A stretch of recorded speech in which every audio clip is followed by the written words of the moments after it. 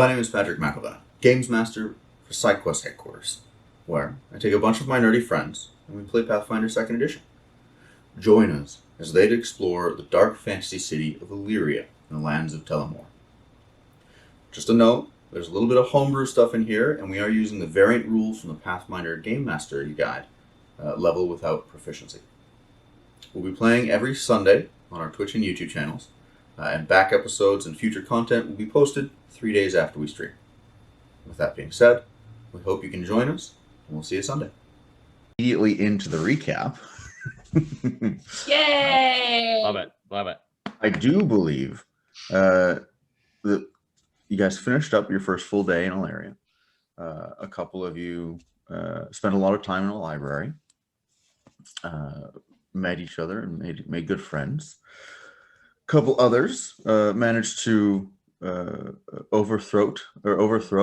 thwart a conspiracy that was developing with some misspent youth.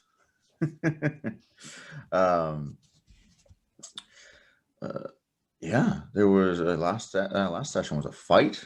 There was discussing with the Elhaz, who later in the day claimed all the credit of accomplishing the said goal. Oh yeah, they did. Typical town guard. Bah. All the credit, none of the work. Let's see here. There was a wonderful library described. There was some mushrooms researched, a little bit of folklore, mostly rumors, but certainly some good information on some Humphrey Bogarts. Yeah. I'm going to have great names for this. It's going to be fantastic. The Bogart name. Humphrey B. Bogart. One day. Astrid looked in, took some advice from one of the tailors she lives near, spoke to a friend of his, got some info on her clothing, and started looking into her past. Got a decent amount of research done, at least crossing off which royal family she might not be part of. Let's see. Persephone found a lovely adventure book called Maven Maddox's Grand Adventure, and was a little distracted in the high fantasy romp, but definitely got back to her research. Gallain was asked for help by Fizzle with a large chunk of very valuable metal. Not sure where it came from. He says he got it with respectable means. Completely just doing a favor for someone. It must be fun. Absolutely. Completely over the table. Nothing seedy going on whatsoever. Just needed help from my expert crafting buddy. My roles would have me believe that I trust him. And then after doing a little bit of work on that, and before going to bed, then went out to accomplish, at least partly, a favor that may or may not be involved in said chunk of mithril. Almost took it upon himself to jump straight into the frying pan. But you made it pretty tempting. What? Held himself back for a moment, decided, scouting was a good idea, and some more prep, might do some more prep work. On Persephone's way home, she sweet-talked a guard and potentially accidentally ratted out his daughter to skipping class to him. Astrid got her cart back, and of course, as we all know, signed an affidavit thanking the Elhaz for their wonderful work solving the conspiracy and returning her property. They didn't just make it. They didn't just steal the credit. They made her put it in writing. I know, right? Yeah, they were like, please sign this propaganda document. Hey, it's called a comment card. Thank you. Please give us your feedback. Were you pleased with your experience today with the police? What else? Oh, there was one other tidbit where offhandedly Gallain offered to teach a group of young individuals how to defend themselves. That is correct. I think. Training day coming up. Yeah. I think that's covers most of the bases there. So let's get rid of that.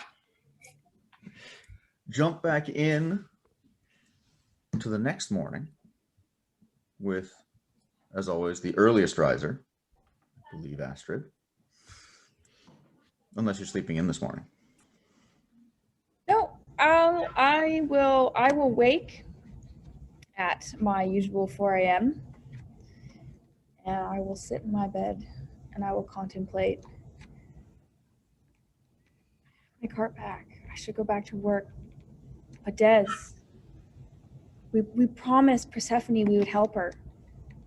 We can't go back on our promise. The farmers will be okay if we don't go, right? They'll be okay. I mean, it's only 2 days. I think the right thing, Des, we should help Persephone. I think we should help Persephone. Maybe she can use my cart. Yeah, I think we should go do that. And I want to get up and start just like readying the cart with things that I think are good for camping. You know, like firewood, pots and pans, an extra set of clothes. I've never been camping before, so you have to be prepared. Nice. Very nice. Astrid packs up half of her household. Yeah, pretty much. You never know. I like it. Cool. I guess, yeah, we pack in your cart, getting things ready. With that, let's jump over to our next earliest riser, Persephone. I would just like to say that before I went to bed the night before, I definitely stayed up reading my new book a little bit. And I want to know how far I managed to get. How late did you stay up? Did you get a full night's rest? How late did I get home? It was somewhere between like 9. No, it was after 10. It was like 10 p.m.-ish. Yeah. I'm gonna say no more than an hour. Like, yeah, no more than an hour. So you light a candle or potentially use some magic to give yourself some reading light. You dig into this book. Roll me dexterity. Dexterity. Just give me a dexterity roll. Let's see what happens. Okie dokie. Oh no. I'm afraid to let go of this dice. 15. Okay. 14 plus a 1. Okay. That works. You wake up, right around your usual time, and as you're sort of uncomfortable a little bit, you realize that you forgot to blow out your candle, so it's burned all the way down. But as you sort of roll over, you reach under your back and you pull out the book because you probably passed out reading the book. Yeah. It was a really good part. Your dreams were particularly exciting. Oh, good.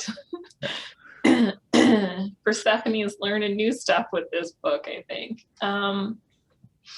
Potentially, a lot of excitement with this upcoming camping trip you've got. Yeah, true. So I get up. Your own adventure, your grand adventure starting. Yeah. I wake up and I start packing and pack pretty quickly. And I kind of got like a routine down pat. I actually sort of have my backpack and my walking staff by the door already with a few things I've already got from my last trip. I just want to make sure that I bring a few more particular items.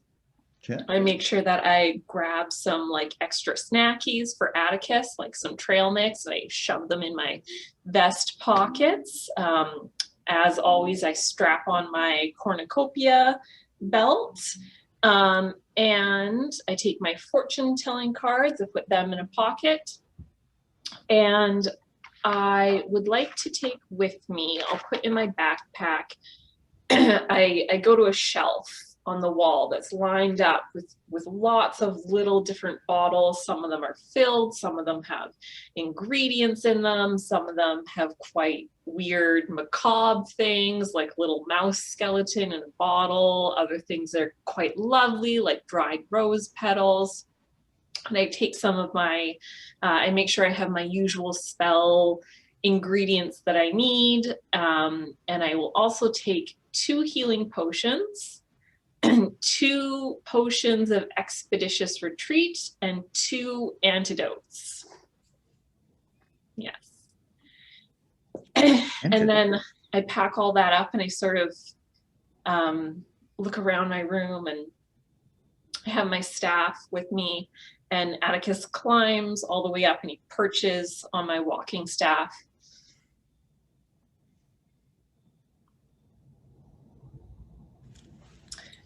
Well, I guess I'll go meet my new friend. Atticus looks at you very seriously and points towards your vest pocket. Did I forget something?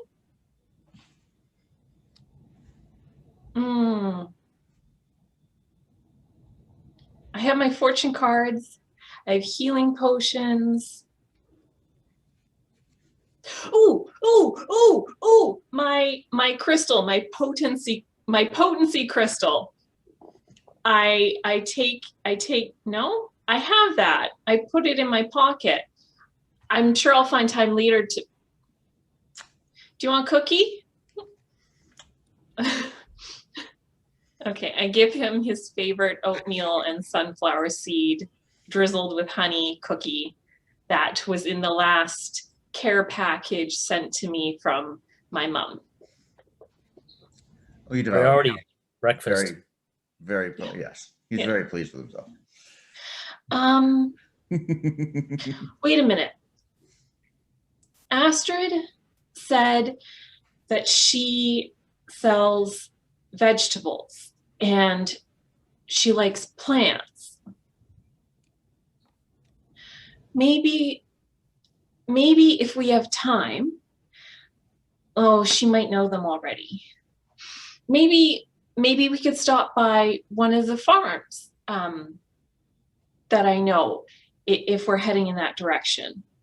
From the map that I was looking at yesterday, do I know if one of the 2 farms that I know from having been camping through that area, are they in the same direction that we're going?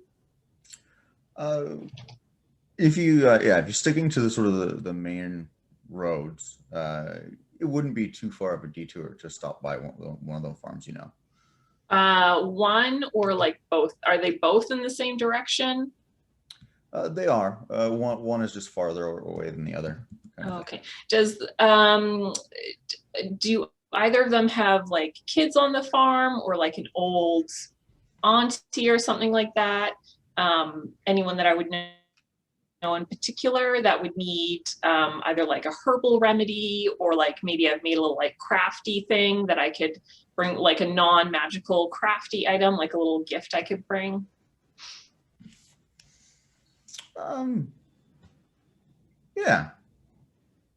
Yeah, you're thinking back. Most farms are family-run affairs. The one farm is still, it's a young couple. They're trying to have kids, but they haven't had any kids yet. But the other one is older. They've got, the grandparents, great grandparents kind of started the farm, so they've got lots of young ones running around still. Lots of hands to make the work go by fast. Okay. Just to be on the safe side, I take out some little tea packets, ones that are good for sleeping and relaxation, and like muscle aches after a long day on the farm. And then I reach up and I take down from one of the shelves a very creepy looking doll that I've crafted just for fun. Kind of looks like a voodoo doll. Very chilling to a young child, and I think that's a good idea to bring with me if we stop by one of the farms to give as a gift. Okay. I feel very proud of myself thinking of others. And I put my backpack on and I'm ready to go. Awesome. As you head out for the day, we'll jump back across the city again to Fizzle and Gallain's apartment, where potentially someone's getting in and someone's getting out, or two people getting out. I got in late. I got in at like 3 or 4 in the morning. So I had a couple of I had some sleep. It was not great. Probably still sleeping. Good morning, Gallain. I guess Gallain will be the first one up then. Gallain will get up, notice Fizzle there, look out the window. Yeah, it's about time we got going. Fizzle! Fizzle! Go over. Yeah. Are you okay? Totally fine. Yeah, totally fine. Oh, wow. I had a really restful sleep. I did. Great. Breakfast, and then let's keep working on those bolts of yours. Yeah. That's what today has in store. Okay. All right, let's go. Let's do this thing. Very good. Let's go. Dress up and put on the usual attire and head out for breakfast. Cool. Yeah. Usual spot, usual fare, and then onto the forge and continue working on. Hopefully nothing's gone awry this time when we arrive. Let's hope for a full day's work that we make some real progress on these things of yours. Yeah, that'd be great. Full days. Yeah. I may have a couple of things I need to, go out and get halfway through, but I'm looking forward to it. It's gonna be great. Very good. Yeah. It's a little more overcast out today, but still, beautiful patches of blue sky. Great Illyrian weather. Probably still going to be a nice warm day. Obviously, you guys are able to get morning coffee and some food on the way to work. And this time, when you arrive at the forge, it seems to be business as usual. Very good. Catalan, do you mind if we work on some personal projects today? There's nothing on the docket that needs doing speedily, is there? You're talking Bronwyn? Sorry, Bronwyn, yes. My bad. Bronwyn. It's been a week. Good morning. Couple of regular things, nothing major. The boys got through most of the backlog from yesterday. Once we started getting the order. Very good. Yeah. Shouldn't be a problem if you want to work on some things. Yeah. Excellent. Thank you very much. Let us know if there is anything that we need to jump onto that comes in as urgent. Of course. If any new commissions come in, I'll let you know. Thank you very much. To the forge, Fizzle. Yeah, Fizzle basically, when he came in, he just went straight to the workshop. So he's already like powering off as you turn to. Already gone. All right. I'll get the fires ready. Let's go. Yeah, and as is normal, Bronwyn was there nice and early. Tegan is usually there pretty early as well. So at least the 3 of the 5 forges are already sort of lit and warmed up a bit. That smell of fire, it's nice and warm in this place already. The smell of the coal and the fire sort of permeating the place really nicely, comforting. Gallain will go over to the station that he's been working at and check the temperature in the fire and pull out the blanks and line them up on the anvil and pull out the tools that he thinks he's going to need for the day and just kind of take a quick look at it and just a sly smile and just like, this is my happy place. And then start putting the blanks in and getting ready to work. Nice. This Fizzle, is Gallain's library. Gallain's got the forge, Persephone's got the library. Yeah. Fizzle's got the rooftops. Astrid's got the market. Yeah, just for flavor, I guess Fizzle would like be in the workshop and he would like be sort of just staring for far belt buckles that he's already created, like seeing them and then the leather, and then Gallain would probably walk in and see him like that and be, oh yeah, and then start like getting to work. I think I'm gonna try and work on the harness today would be the thing that I'd be working on, Pat, just so you know. Cool. Gallain, like Fizzle's and Gallain's stations are like really separated. So Gallain's probably come in and Fizzle, do you mind if I just borrow this file? I think it'll be useful later. No, what? Yeah. Go for it. Excellent, thank you. Nice. Yeah. So you guys, you get down to business, both of you, with each piece of this incredible project that from the brainchild of Fizzle's mind. Day 2 of 3 on crafting of this. It'll be refining and then hardening the thing, and yeah. Nice. Let's jump back over to Astrid and potentially Persephone. Are you guys are gonna meet early in the morning, I believe? Yeah. I think were we meeting at like Astrid's market? I think it was. Yeah.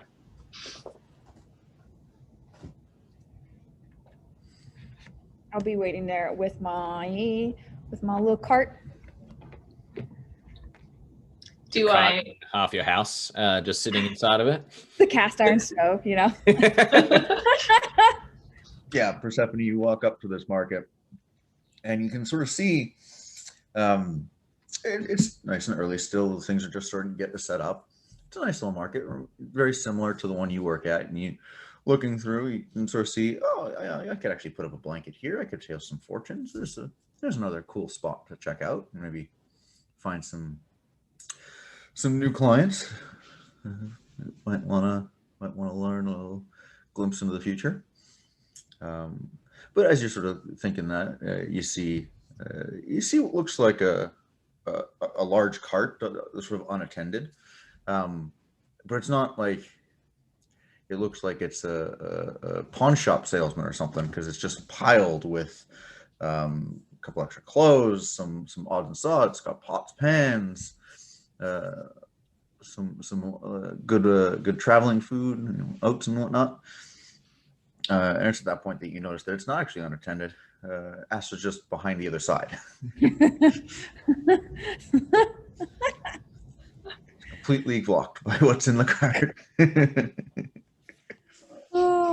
Astrid is the friend who overpacks for camping. And Persephone is the friend who like shows up in flip-flops with like a bag of trail mix and she's like, I'm ready. I won. Perfect. Love it. I go over to her. Hello, good morning, Astrid. Oh, hi. You made it. I packed Yes. for camping. Yes, yes. I didn't know. Yes. Oh, my cart. They found it. This is my cart. Is this your car? This Is is this my the card. card? Yes, the Alhaz, they found it. They did such a wonderful job at finding my cart. They did They're such so- hard work. I knew that they'd be able to find it. That's so good.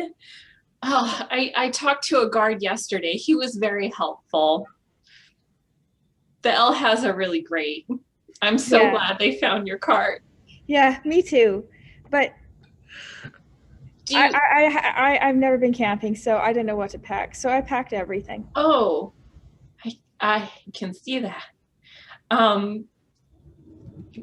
But now that you have your cart back, I mean, you don't have to hang out with me.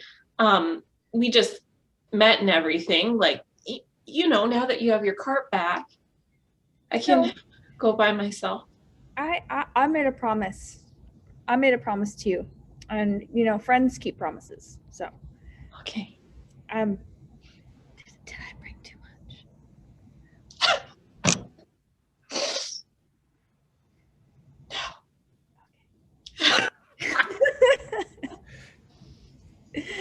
Then I'm ready. Yeah, because it's, when you get there, you never know. Do I feel like pancakes this morning or cereal? It's perfect. You did perfect. Really good job for your first time. Are we gonna pull the cart ourselves? I mean, I can pull the cart. I pull the cart every day. Wow. Because I was thinking, we could try and also like rent a horse. And then that way it might be a little bit faster. And then now that you have your cart back, we could get back to the city faster, and you can sell your vegetables. Oh, I didn't think of that. That's a great idea. Yeah. Though that would mean I'd have to go back home and drop stuff off. But you're okay? Well, I was thinking, if there was a little more room on your cart, I know a few farms on the way. Maybe we could stop by one. One's a vegetable growing farm. You might know them already, but if we had a little extra room on the cart, maybe you could get some vegetables from them on the way back. That's a really splendid idea. If we just got rid of like a couple things on that. I'm gonna take your word for it because I've never been camping before, and I like the idea of more veggies is good veggies. So, Yeah. and you can follow me to my house, or you can wait here. I might as well go drop some stuff off.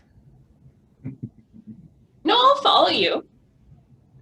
Yeah, I'm so sorry about this delay. Oh, you know what? Actually, ooh, this is perfect because I forgot something that I need to get. I need to find some silver bells for a spell that's going to be really helpful with camping. And our campsite, I can set up a little alarm area around it. So if we're sleeping, or if maybe it takes a bit longer than usual, or if we have to leave the cart and horse somewhere, then we can have an alarm set up. So on the way back to your house, I'll just keep an eye out for shops. Good plan. Good plan. I feel like we're getting off to a really good start. This can be a really good day, Astrid. I think so too. Yeah. I'm excited. Like I feel like nothing will go wrong. Yeah. Me too. I got my car back. I know. It's just gonna be a great day. It'll be a great day. And we start towards my house. All right. Why don't you guys both give me perception checks? Oh. Ooh, are we still in the market, or are we? This will be for just leaving the market and looking for the bell shop, right? Yeah, or like I guess like a general trinket like a shop. I just Yeah. need 3 gold worth of silver bells. 12. Local pet store, get one from a collar. Ah, 19. ooh.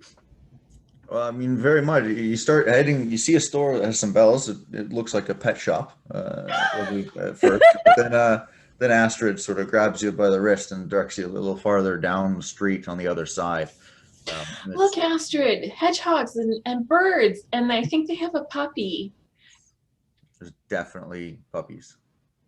Yeah, 6 of them. They're so Very cute. young puppies. Should we go see, or did you? I think they might have some bells there, like on a collar. Oh, they have bells. We should look. You would know better than I. I mean, did you see another shop? Yeah, there's Yes. another shop a little farther down the street that just it's yeah, like it looks very similar to Astrid's cart in its eclectic nature of all the things there. It's just potentially like a pawn shop kind of style. A small little place, but there's a number of. Even just looking in the window, you can see a large counter with knickknacks and odds and sods, and it looks like a couple of different sized bells. Do you wanna go look with me, or do you want to stay by the cart? As much as I would love to go look with you, I just got my cart back, so I think I should just stay by the cart just in case. Okay, I'll be right back. I go inside. Ding-a-ling-a-ling-a-ling-a-ling.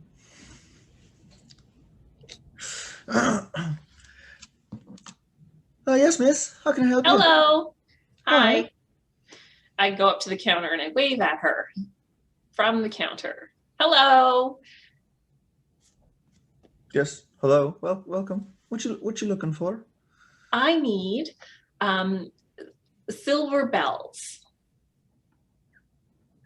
About 3 gold worth of silver bells. They don't have to be big, they can be little ones. Okay. I got a couple of bells. One sec. Not sure if she goes down the counter by about 3 feet and bends down and grabs from inside and starts pulling bells. Some put them up on the counter. Not all of these are silver, but a couple of them. I think this one's pewter. I don't know why anyone would do that. A few others, and so there's now a selection of 8 to 12 bells in front of you, of varying shapes and sizes. From like one of them looks like when the Salvation Army collects their own Christmas, one of the big ones. Mm-hmm. Got like something that size all the way down to like a couple of little dainty ones that look like they would something you'd ring to call breakfast or something. Yes, I want the little ones, as long as there's 3 gold worth of them. Of course. Yeah. So she'll grab at this point it's just she's grabbing a couple bells, puts them all aside and sort of says, there you go, I can let these 4 bells go. Thank you. Pleasure. Anything else I can get you? Nope. Okay. And so she starts putting the leftovers back into the counter. Put them in my basket. Okay, thanks. Have a great day. Yeah, you too. I'm having a really great day. Okay, bye.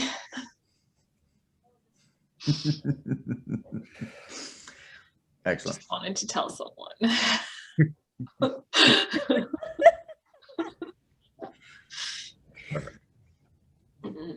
Yeah, you're able to. You found your bells.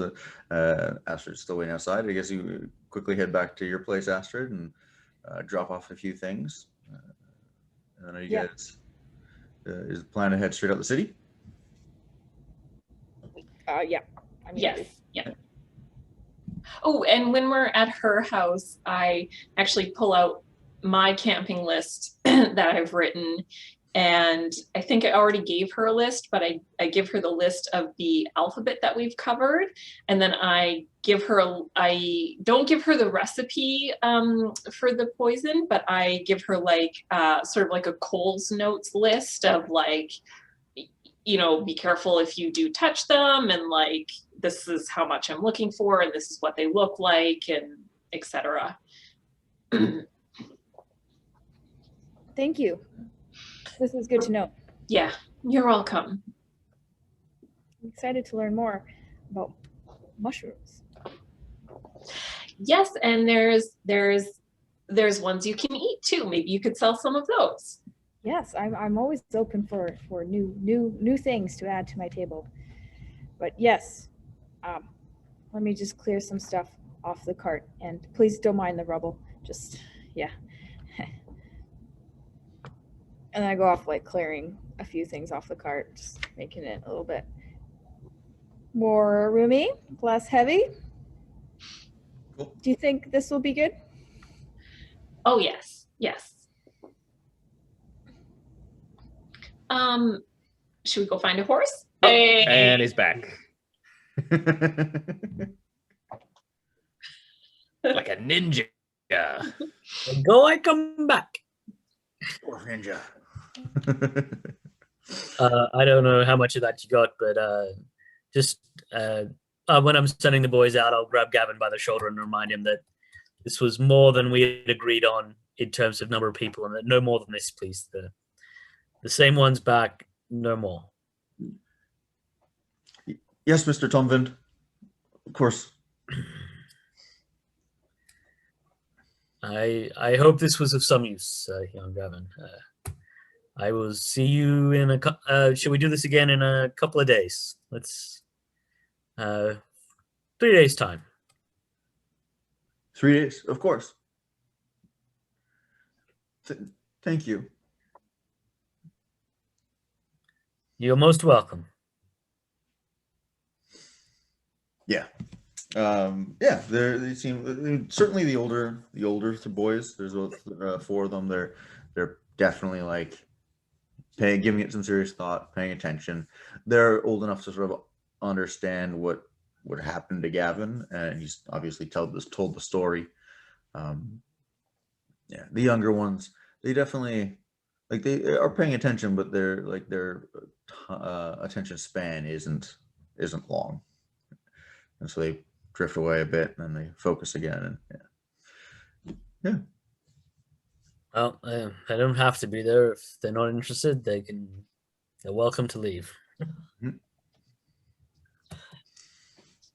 As much as I wanted to sow chaos in amongst that, just so you're aware, GMG, Fizzle snuck off as soon as he saw that Gallain was in the throes of teaching. I was wondering if Fizzle was gonna throw a pepper bomb or something. You know what? Bets would have been taken and a few other things, but hey, they're coming back, so who knows what will happen then, but not today. Today. Not this day. Indeed. Nice.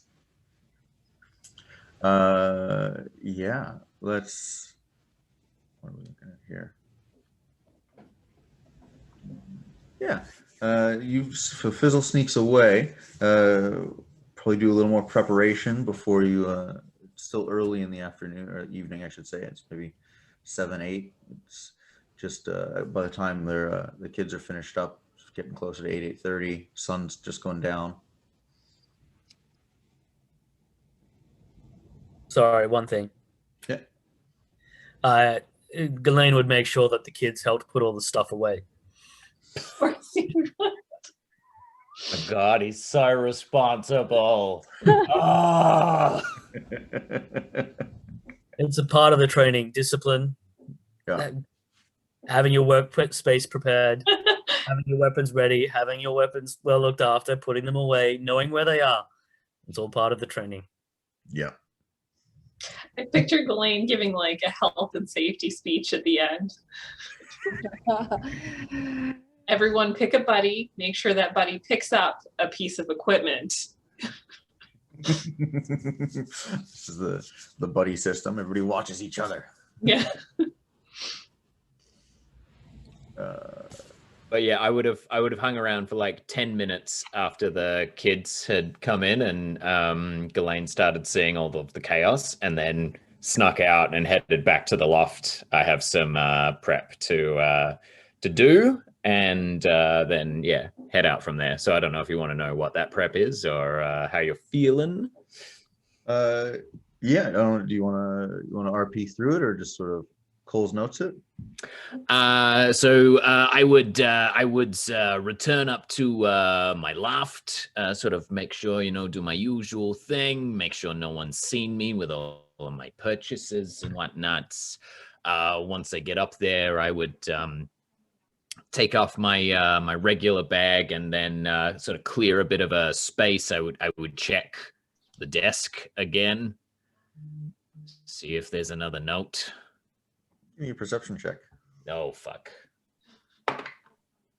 Oh, not bad. 21. Copy that. Yeah, going through. There's no note obviously on the desk, and your mind is racing about it. So you sort of check under the desk and you check all the drawers, and you're confident that there's no new task that has been dropped off yet. Okay, great. Then I would just take a moment. I would look over near one of the windows that is in the loft. On the sill is like a very simple like cord necklace with a little bit of obsidian, like volcanic glass, that's sort of woven with a couple of like brightly colored threads. And I would just go up and I would sort of look at it and just touch it with a finger and, hey, shit. If you're looking out for me still, I could really use you tonight. You know what? Fuck it. And I'll take the necklace down and I'll put it on and make sure it's secure under my coat. And then look over to the corner, see the deep shadows that are in there. Just sort of give them a nod. Okay, guys. We got this. We've done all the practice. We know what we're doing. You got my back. I'm talking to shadows. Okay. No, they're real. They're there. They got me.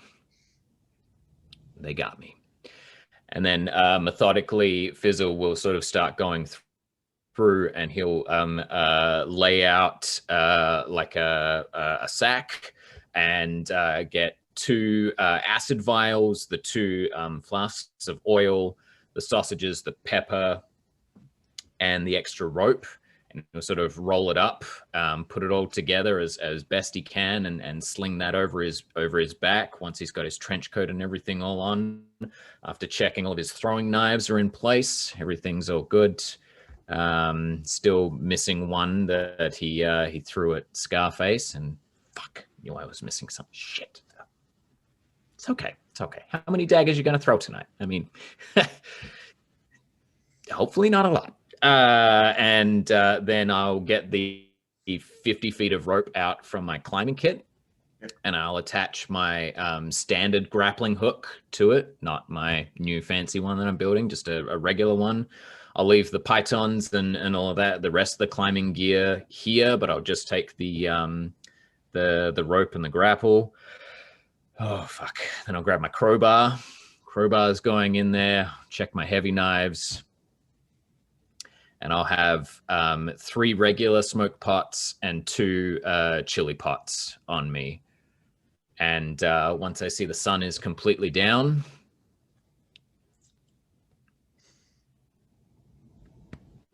just make sure that necklace is there. Okay. And I'll start making my way towards the Royal Mile. Nice. Love it.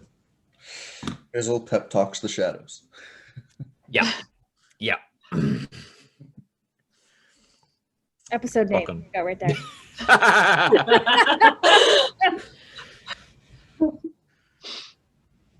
Oh, my hands are Shadows pep back. I was waiting. I was wondering, who could be in the shadows? What could be in the shadows? later, one day. All right, let's go back, join Astrid and Persephone. It's a little earlier in the day still, but you've just left the main road. You are now properly cutting through the wilderness.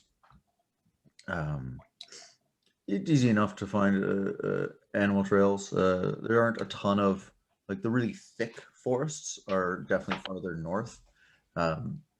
In Persephone, you'd know this because you're from that sort of area. As you're traveling for this part in the southerly, even the forests here are they're like wide open forests. There's lots of space between trees. They're very small, sort of small and sparse little groves more than anything, and it's easy enough to wind the cart, the 1-horse cart, through the brush and make your way in a more southeasternly direction, heading towards the coast and the bog that's between here and the coast. Yeah. While you guys are doing that, why don't you roll me perception checks?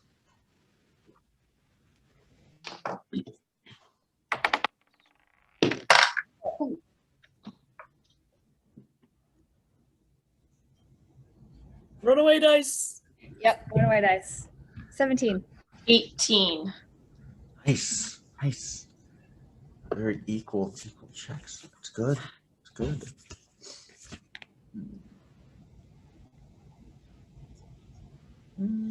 Atticus, now that we're, even though it's sparse forest, he is going to jump down off Wayfinder, and he's kind of spending time on my shoulder. But when we do get to a grove of trees, he'll scamper up. He'll jump from branch to branch. He's having a good old time with what sparse trees are available. He's feeling a bit more back in his element. Nice. Awesome.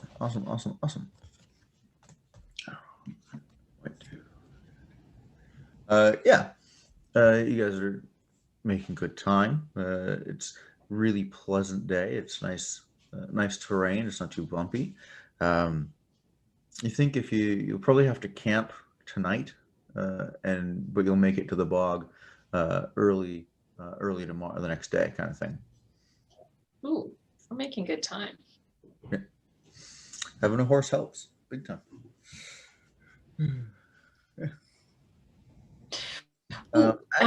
As we're going along, I say, "Oh, Astrid, I forgot. I'm sure everything will be fine, but I brought an extra healing potion, and a potion that helps you run really fast in case we have to do that, and an antidote potion. So here you go." And each of the bottles has a little label and instructions. Only Persephone. Thank you. Open bottle, drink. And I'll put them in my bag. I mean, I've only heard stories But, you know, anything could happen on the road. I think it was a good idea to bring these. Did you make them yourself? Oh, yes. That's very clever. Well, I go to a very good school. They taught you all that. Yeah. I mean, my mom taught me a little bit. She's a herbalist, and there's a forest near my house too. It's much bigger and there's a lot more trees there than here. But we collect things and go out in the woods a lot. And Where is that? Is that in Illyria? no, I'm from up north, way up north. It's about a month from here if you go on the caravan wagons. You came a long way.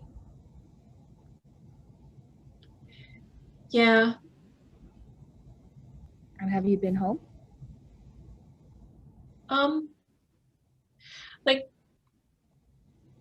Like twice in 2 years, so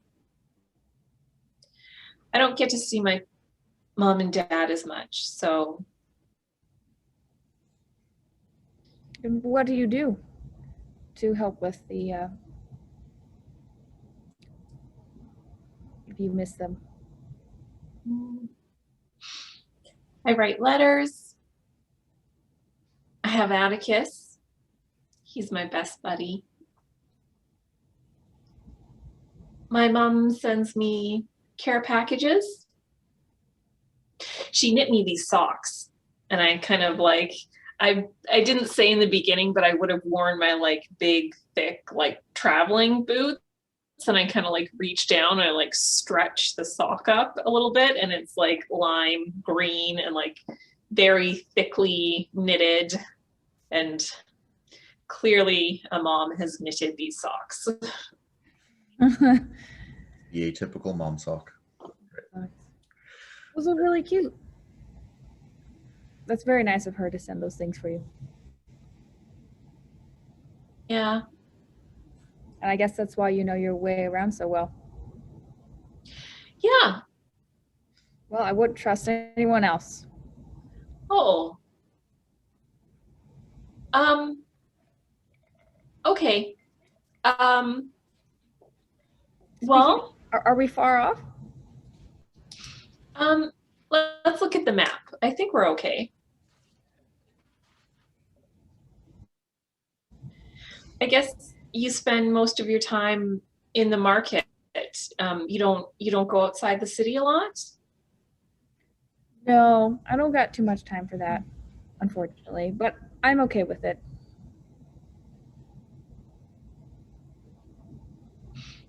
Are we getting close to the bog? I mean, you guys are definitely making a way, judged on by like the features on the sort of hand on that little map scroll. You've covered 3/4 of the distance. You still don't think you'll reach it tonight. You'll probably have to camp. But as you're like reading over the map and sort of trying to figure that out in your head, Atticus comes and jumps back up into the cart and points off into the woods to your right. And you notice a pair of eyes. At first, you think it's like a wild dog, but then you see a couple more eyes, and there looks like 3 wild dogs that are just sort of tracking along beside you. Oh right, God. about 15 feet away.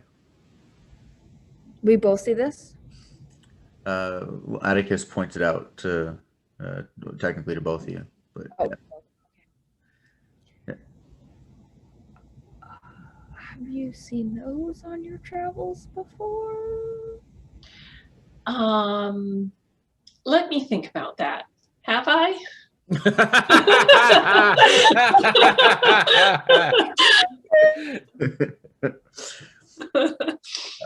Let ahead. me consult a room in my mind palace called Games Master General. Ruin my mind. Why don't you do a nature check? This will be a recall knowledge nature check. 14. Total? Yeah, total.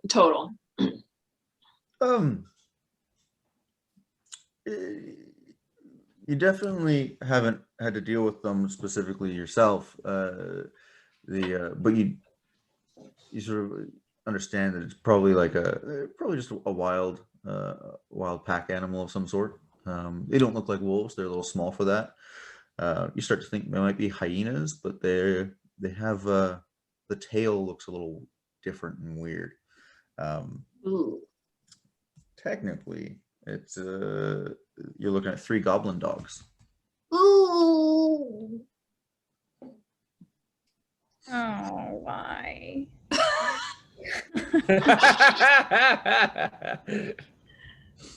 Yeah, they're pretty. So I know that they're goblin dogs? Yeah. Do I know anything else other than they're goblin? Do I know how to like deal with them? Have I seen them before? No, I haven't dealt with them before. Do I remember anything from school about reading about goblin dogs and like anything like that?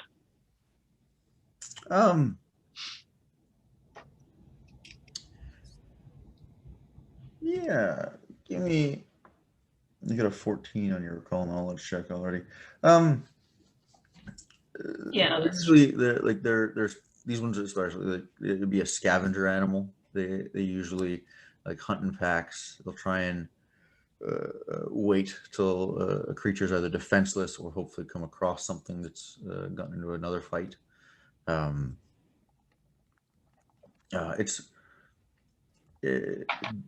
It's easy enough to. It's not like bears or more intelligent pack animals like wolves, which will actually like stalk and hunt. These guys are more opportunists than anything else. do I notice what their demeanor is like? Are they growling? Do they look very skinny? Do they look well fed? Give me another perception check.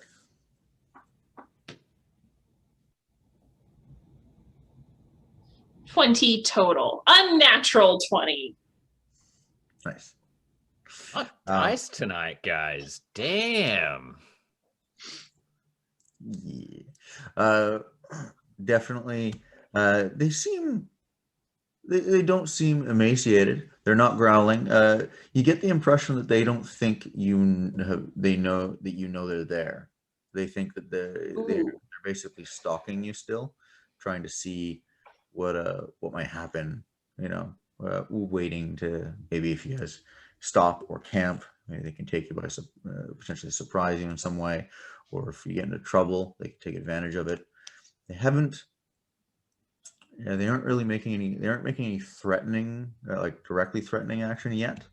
But they're definitely following you guys. Okay. I'm gonna go. We're both still on the cart, right? Yeah. Okay, so we're gonna keep going, and I'll say to Astrid, I think they're following us. Did you bring any like dried meat or any meat on the cart or food on the cart? Like other than vegetables?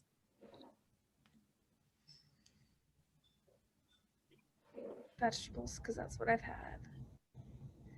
Okay. Tear them off. Yeah, I was there's something that I could do. If you don't have any meat, that's fine. I don't want to, be aggressive to them yet. But I think they don't know that we know that they're there yet. So I want to try something first. But do you have, here, take my walking staff, and just be ready if they start to come to the cart. Okay, so I find a cabbage in the cart or something. Like, I hope. Oh man, the attack cabbage, huh? Nice. I like it. Yeah. Classic. I'm sure there's a cabbage somewhere in this card. Yeah. Knowing Astrid, you'd also like there, especially as you're walking around. There's like branches and rocks on the along the ground too that you could also, I suppose, target with what I think you're thinking of. Goodness. But there's also cabbage. Yeah, but if I throw food at them, they might still continue to follow us, because then they're gonna know that that's where the food's at.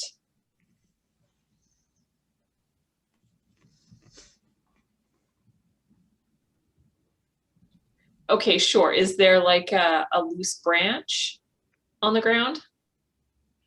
Yep. There's Okay.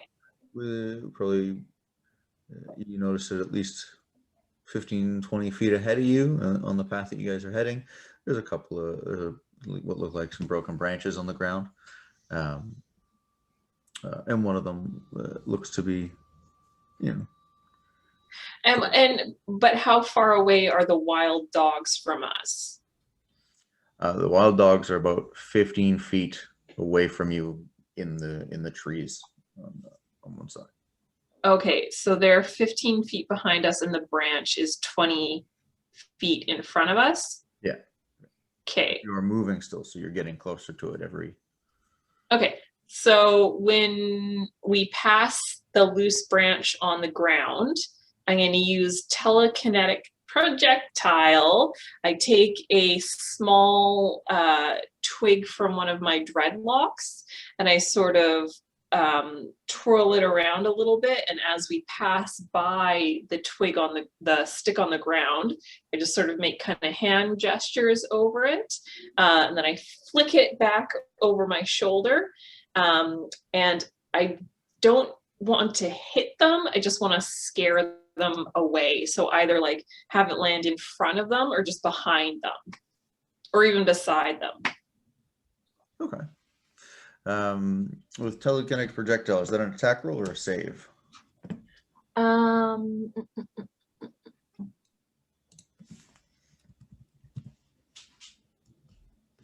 Spell attack roll. Roll them bones. Okay. Ooh.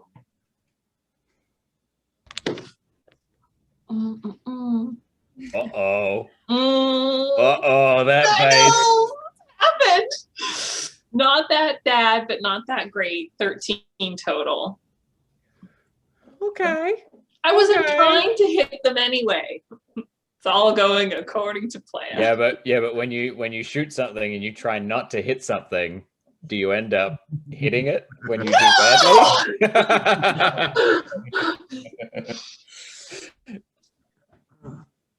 Okay, so you guys are... Yes, we're fighting these now. And you're heading through through the space, and you pass just over this this target branch, and you're trying to judge where the dogs are walking through the trees, and you're casting your spell, and the branch sort of starts to vibrate a little bit, and then launches out towards the dogs. I believe 30 feet. So it It targets one creature. Yeah. Mm-hmm. So it goes flying, misses the dogs, but like sails over their heads, and then smashes against a tree that's another like 10 feet behind them. Okay. Okay. It's definitely, it definitely gets their attention, and you see all the dogs they immediately stop, look in that direction, and then as you keep going, and sort of a couple trees block your view of them. Oh, fuck. They seem to you seem to lose track of them. You stopped, you sort of scattered a little bit, but now you don't see them anymore. You think maybe you've scared them away. That was really cool. Did it work?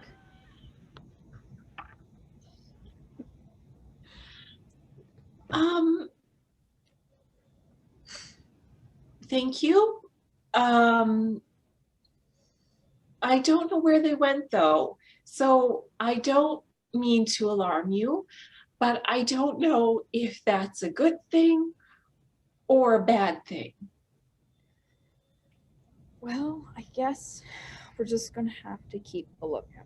And I would like to roll for perception, keep an eye out for the dogs. As we keep going. If that's okay. Yeah. Give me a perception check. I would like to check as well. Yes. 25.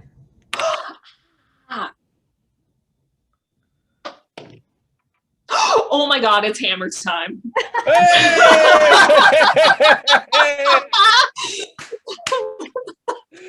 Damn. Plus Oh. 6.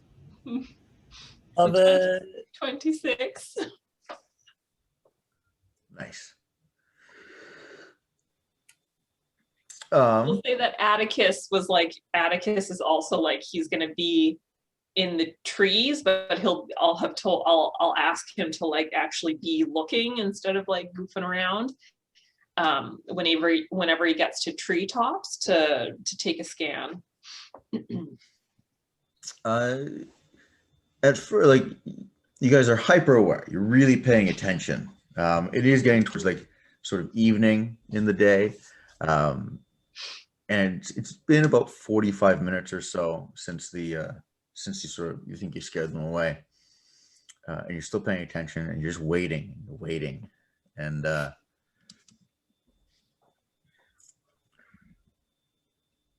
I don't see them or haven't heard them. Have you? No. Hopefully we saw the last of them. You did say you bought those bells for, alarm. I'm really glad you did. Oh yeah, me too. But Mm-hmm. I think we'll be okay. Me too. And I tuck a cabbage under my arm for the duration of the journey. Quick access. I don't question it. I guess we'll be making camp soon, huh? It's getting dark out. Yes. Do we see a good spot for making camp? you do. There's as soon as it's getting dark, it's getting like twilight time. The sun's, it's probably gonna be full dark and relatively shortly. You need to set up camp before it gets too dark. Yes. As you come across what seems to be like a nice little clearing space, as soon as you're pulling the cart over, you guys hear the noise of the dogs. They've been tracking you the whole time. You see them before they come at you. But as soon as you stop the cart, they start to move for you. And so we'll need to roll perception for initiative. Oh! The ladies' first battle. Oh. And ladies getting in a fight. Yeah. 17. 24 total.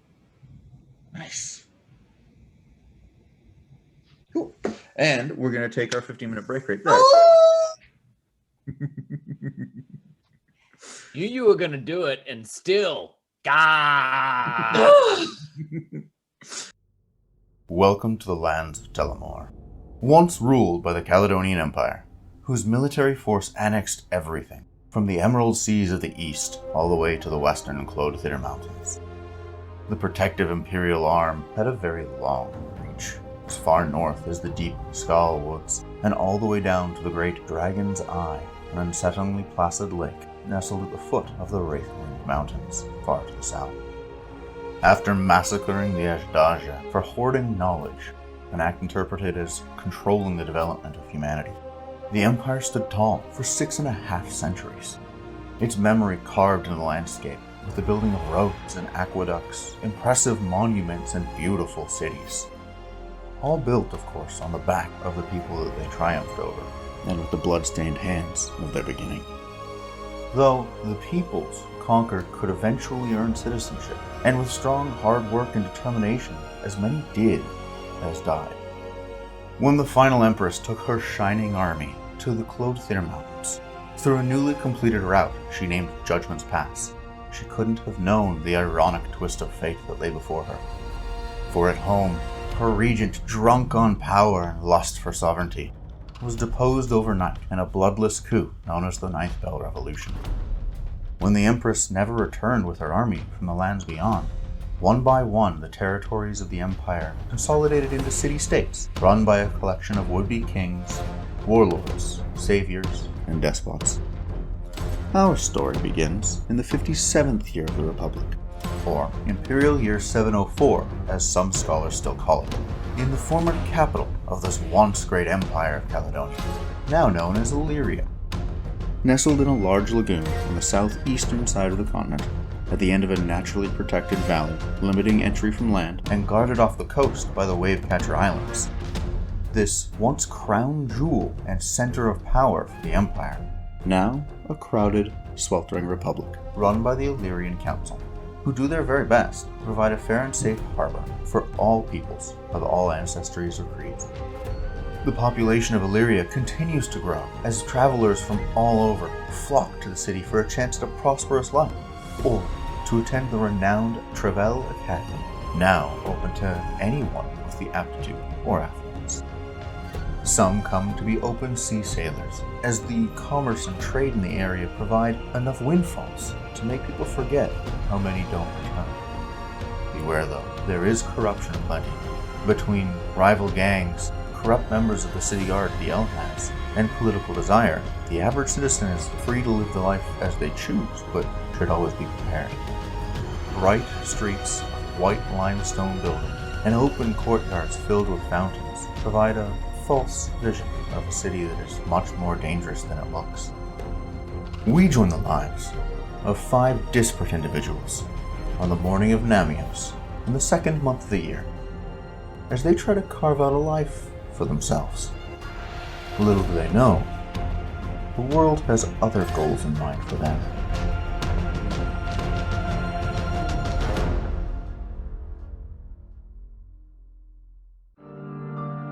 If you see a cute halfling selling veggies at the market, that's me, Astrid. My best friend and I, Desmond, whom I like to refer to as Des, we spend our days gathering veggies to sell at the market. Little do many know, I actually woke up in this very market, with nothing. Nothing but the clothes on my back, Des by my side, and the only thing I could recall is my name. From there, I was approached by an elderly couple, who were vendors at the market, whom immediately took to me, and me to them. A year later, with still no memories of my past life, I'm still running that very stand. Let me start by saying, you ain't ever met a goblin like me. Name's Fizzle. Born and raised on the volcanic island of Char, I was fascinated by the alchemical sciences. I wanted to figure out how everything worked, and then make it better. However, that wasn't meant to be. I caused irreparable harm to my family and found myself banished forever. The weight of what I'd done almost broke me. And if it weren't for Gallain, well, you wouldn't be listening to this charming voice. Together, we made Illyria our home, scribing a new chapter in the Ocean's Forge smithy. Now, I spend my days tinkering and crafting devices to aid in my spelunking activities. But at night, that's when I come alive. The rooftops of Illyria are my new playground. The shadows, my constant companions, and what secrets I find in the dark. Illyria, you ain't ready for me. But that's okay. No one ever is. Hello, my name is Persephone Winterborn, and I am just a normal human person. I grew up in Morski, a village in the far north. My parents are farmers, and my mom taught me how to make herbal remedies from plants we collected in the nearby forest. I didn't fit in my village. When I was little, I could make objects fly and knew things about the future. People thought I was strange and I scared them. So my parents and I decided when I was old enough, I should study at the illustrious Travel Academy in Illyria to learn magic properly. I am so excited to be here now, learning to make potions, casting spells, and studying at the library. Maybe one day if I learn enough, I'll know where my magic comes from. Hello, my name is Gallain Thombind of the Thombind clan. Like many of the dwarven clans around Caledonia, we left the mines of the coast to be master sailors and explorers on the great seas many generations ago. Born on the sea, I discovered early on that even though I loved the ocean, this life did not love me. The shame of my weakness was incredibly tough for me to deal with. I spent much time trying to figure out how to become a more useful member of the crew. I took to ship's carpentry and crafting to be more helpful, but still felt like I wasn't able to fully pull my weight. The captain of our ship and clan found an alternative. Apprenticeship with his cousin, the master blacksmith of Illyria, Saltor. Joined by my new friend Fizzle, we traveled to Illyria to begin our apprenticeships. A year later, I am now the lead apprentice at the Ocean's Forge. I hope to overcome the shame I have brought to my family by throwing myself into learning everything I can about the crafting and use of weapons and armor. Recently, I have started to learn about smithing magical elements into weapons, practice I am very excited to include in my work. If I can become a master smith, create the most unique and powerful weapons in Illyria, perhaps then I can finally prove myself worthy of the name Thombind. So, if you're in need of any weapons or armor in Illyria, stop by the Ocean's Forge. We can take care of you.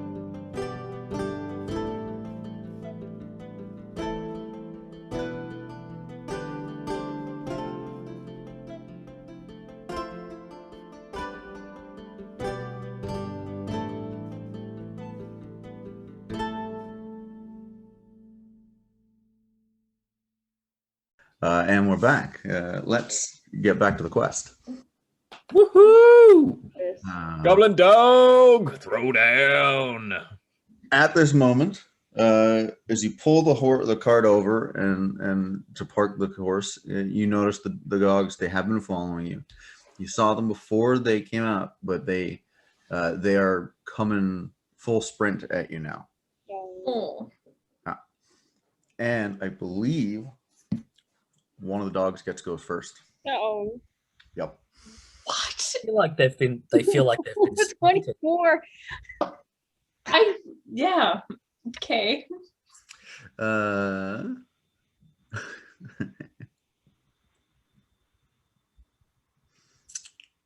Perfect.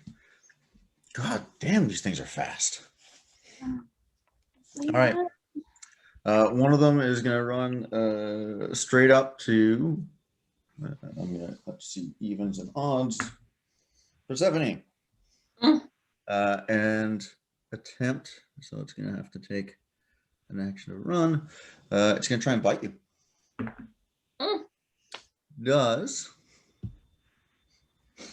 11. No, amazingly not. All right. So yeah, you see it coming. This thing runs full sprint, and it seems to come straight for you, and it goes to snap But you in a moment of presence, you manage to step out of its way, and it just gets nothing but air. It spins and tries to bite again. Only same score total 11. Whoa. That's its turn, and now you're up, Persephone. Stephanie pulls up the cabbage. I do. I unleash cabbage in its face. Perfect. I love it. Is that an official spell? Release cabbage? I unleash cabbage. Unleash cabbage. Custom spell. Patent pending. Vegetables of vengeance. Oh man, I feel like Astrid needs to do some rebranding for our market cart.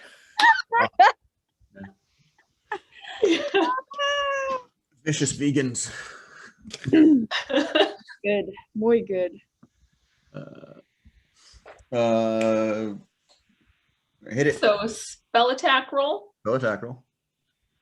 Telekinetic projectile, right? Yeah. Yes. Whoops. What is my spell attack bonus? Okay, so total is 19. 19 hits. Oof. Oh, and then I do 1d6 damage. Yes, it is. Plus my spell. My spell casting Bludgeoning damage. modifier. 1d6 plus your spellcasting ability modifier. Yeah. 5 plus 4. 9. Crap. 9. You just juke out of the way of this goblin dog. It snaps again. You bring up your cabbage, and with all of your magical might, throw this thing down at this poor dog. It beams it right upside the head. Are they vulnerable to cabbage damage? This thing will be from now on. Yeah, and you hear it yelp.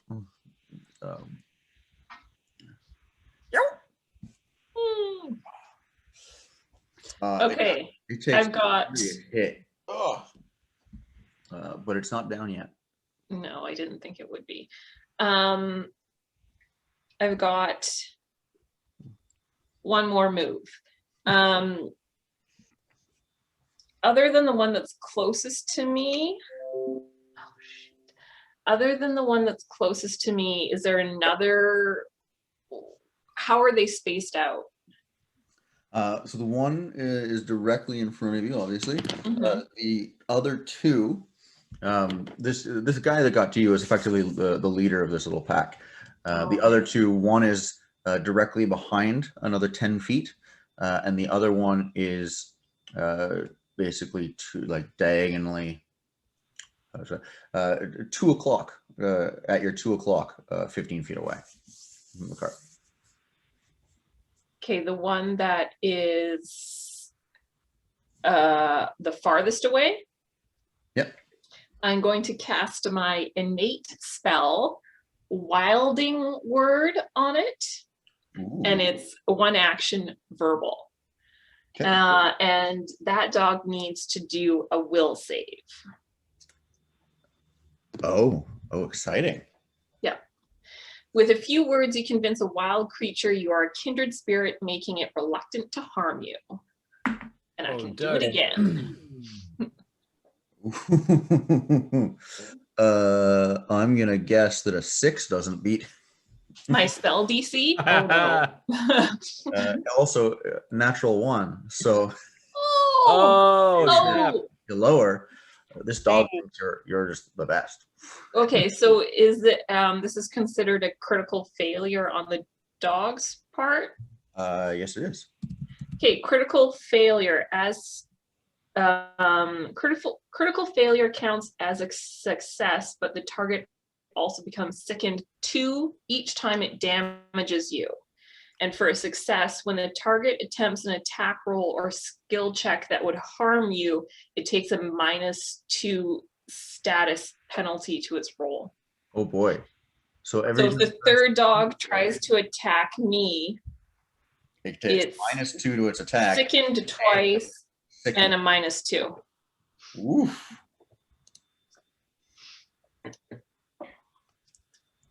Brutal. Sickened is a status penalty equal to the value on all checks and DCs. Wow. Damn. That's my turn. Don't fuck with Persephone. Jeez. She's got cabbage. She's come a long way from running up with her multi-pass, I'll tell you that much. That was great. Well done. I love it. Cool. That brings us to the next dog in the initiative order, which is not the one that was farthest behind, but the one that's sort of straight in the line back behind you. So it's going to run up and get into position beside the lead dog that's attacking you. And then it's also going to take a bite. Oh, poop. And this time it is a 19. A little bit. All right. Jaws. 1d6. This is the fun part. So that is just 5 damage. But you also get the disease goblin pox. Oh. So I need a fortitude save from you.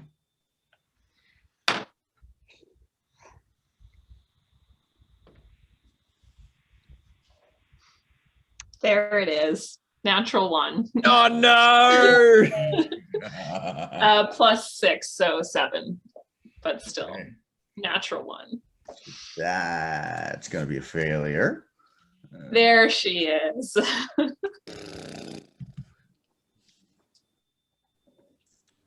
There is a spell. Interesting.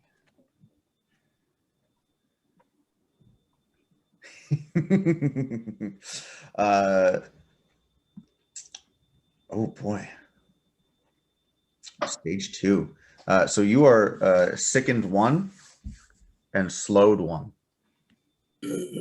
Ooh, that's Okay. rough. I don't know what that means, so Sickened 1 means that you take, it's the same condition you just did on the other dog. oh, okay. So you put. But is it? -1. It's 1. It's -1 to all of your ability checks and DCs. So like when you attack any skill rolls, you basically just feel ill. You got a retch. I believe actually you might have been sickened before, or Persephone has. I think it was, yeah. Oh, right. I got to throw up. I'm on it. Yeah. Spend an action, retch. I got this. Allows you to attempt the fortitude save again. Yeah. But the slowed is going to be the worst one. Slowed is come on, computer. You have 1 less action per round. That's fun. I'm just trying to see. I'm on it. Is there slowed? I'm just I'm wondering if there's a way to remove the slowed condition. I don't need another action. Slowed because you slowed. Gonna hurl another cabbage. I've got my cabbages. I'm fine. But that is the dog's turn, and now it is Astrid's turn. Question: am I still in the cart at this point? I imagine that you guys had both jumped out of the cart, and that was when the dogs picked their opportune moment. Got you. How Oh, far? you're holding my staff. Maybe I did give you the staff. did. How far away would I be to Persephone and where all the dogs are all happening? So probably about 5 feet away from Persephone and those two dogs, because they're just on the other side of the cart from you. And the third dog is not, I guess, straight ahead. It's about 15 feet away from you, to your, depending on where you'd be looking, to your right. But that's not super helpful. 15 feet away. I would like to, from where I'm standing, could I hit it with the staff? Is there the staff long enough, or have to take the 5 feet forward in order to hit the dog? To get the dogs that Persephone is in battle with, you would have to get move around the cart or get on top of the cart to swing down. Yeah. Doesn't take too many action. Okay, can I get on top of the cart?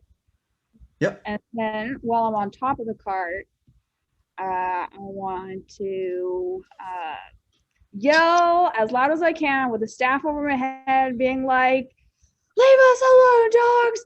Go away! Go away!" And try to like intimidate them away. I guess you could say. I love it.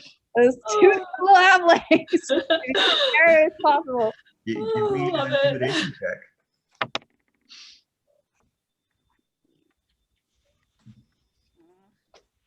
Only 15. 15 against will DC, which is it is 15. Oh, is that a Yeah. just on the money or no? Yeah.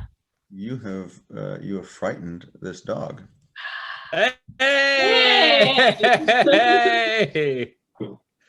Yeah. Fucking scary ass halfling sitting on a cart. That's right. And that would be 2 actions, eh, Pat? Or would it be 2 actions to get on top of the cart? 1 action to get on top of the cart. 1 action to demoralize, frighten, intimidate this thing. So you still got 1 action left.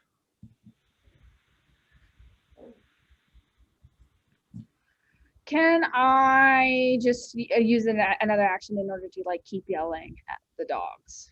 Same deal, but I'll stay on top of the cart. Sure. Can I do that or no? Yeah, I mean, you can roll another intimidation check. Just as 1 action to demoralize. Yeah. Roll it again, and it'll be a slightly higher. Yes. 19 this time. Hey! Oh. She's so scary. Double fear. No dogs are scared. They are not. Scared dogs. That's right. And that is my turn. Stephanie, you're feeling a little nervous now. Who am I camping with? What's happening? I've told you before, you expect the big ones to be scary. When the little ones are scary, oh shit. What? It's double scary. That's unexpected. I'm just picturing, and I know it's a Star Wars reference, but just picturing the Jabberwockies with the rifles. Just Yes. All right, that brings us to the third dog, who is going to race in, and it seems like he's heading towards Persephone, but there's strange hesitation in his eyes, and so he's going to jump up at Astrid, up on top of the thing. But I don't think a 12 is going to hit you. Nope. No. And that's all of its 3 actions to accomplish that. So back up to the top of the round, which is the first goblin dog, who just got a cabbage in the face. Yeah, and he's also wildling worded. Sustained up to a minute. Is Wilding Word, is that for one dog or for all? One creature sustained up to a minute. I thought you Wilding Worded the farthest dog, not the. Oh yeah, that's right. Sorry, my bad. No. I apologize. Totally cool. Yeah, that's gonna be fun. Yeah, that's why that other one went and attacked Astrid. Oh right, yeah. Sorry. This one, after getting beamed in the head with cabbage, it spins around and snaps at you. It's going to. Does it have a cabbage leaf toupee? One ear is like flopped over, you know, and dogs get knocked Like in the head. Just the cabbage leaf that's still stuck on its finger when it turns. There on it. Stays in the same spot. It won't fall off. I feel slightly better because he looks silly. He's gonna bite you, and does a 18 hit you? Yeah. Yeah. So that is that's good. That's 5 damage. And another fortitude save from the fox. Mm.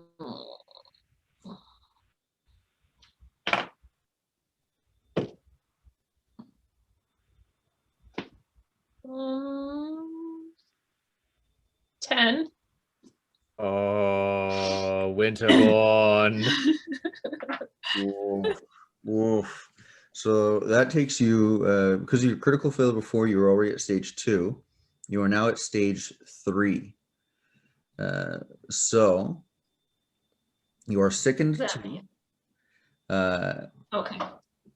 And you sickened 2. At the end of each round, you normally can reduce your what stage you're at. But stage 3 is you cannot reduce your sickened value below 1 for the day. Oh, that's rough. I thought she was only 1 before. The dog critical failed, not her.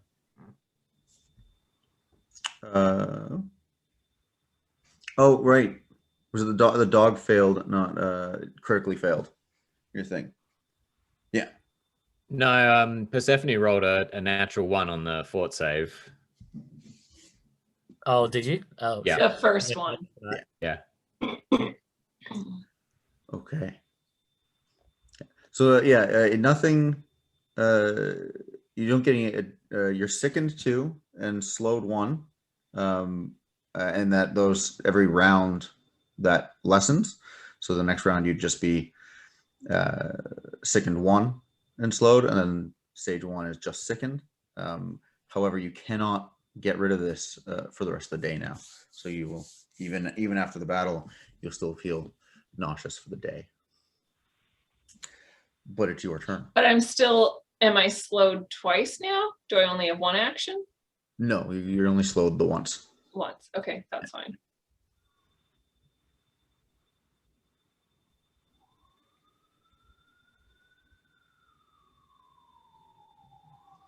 And it's your turn.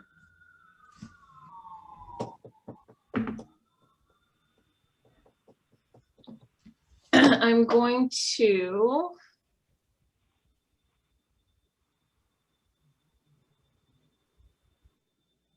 cast hydraulic push, 2 actions on and it is, oh no, it's a spell. Never mind. I do not want to do that. I want to cast electric arc on the dog that is attacking me. And it can target 1 or 2 creatures. So hopefully it hits like a second one. Basic reflex saving throw. Basic reflex. You guys get 8. Oof.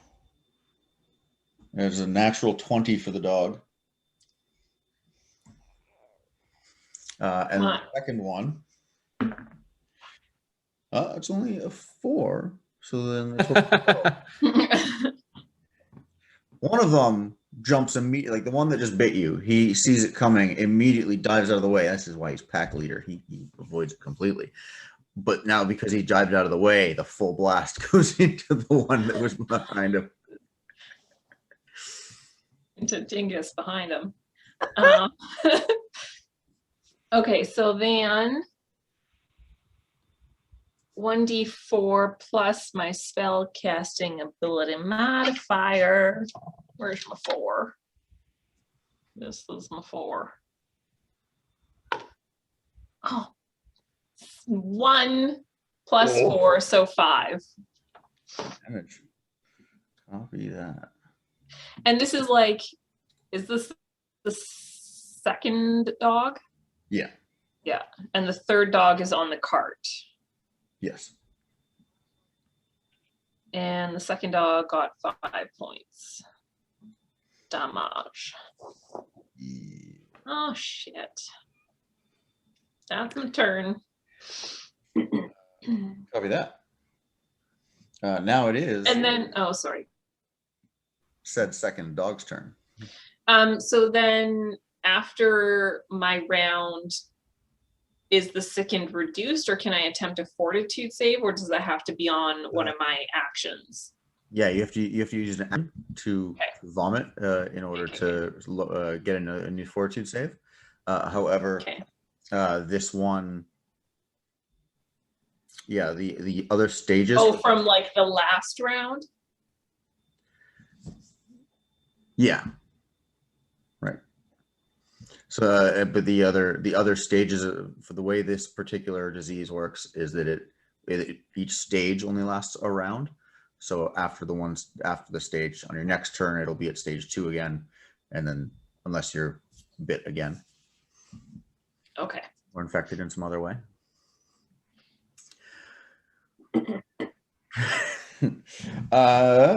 But on to the poor little lightning dog that just got hit by lightning. He's not happy about the lightning. And so he's going to bear his fangs and take a good lunge at you. 15? Does that hit?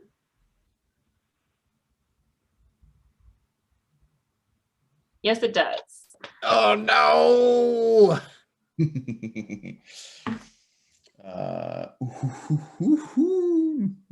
That is going to be 6 damage and another fortitude save.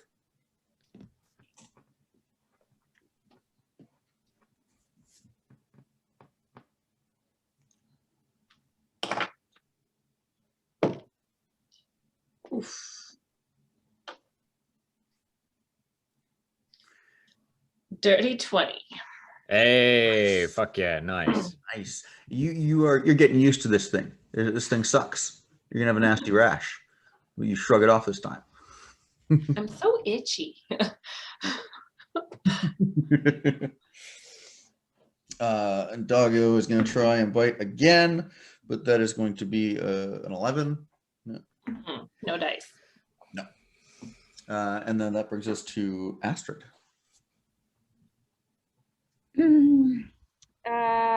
The third dog that tried to bite me, is he like on the ground, or is he like halfway up the cart, or? He's like halfway up the cart. He like jumped onto the back of the cart to get at you. How many feet away am I from it? You're next to each other. Next to, I got you. I didn't realize yep. I'm gonna try to hit the dog with the staff. Nice. Come on, Astrid. Oh. Sounds good.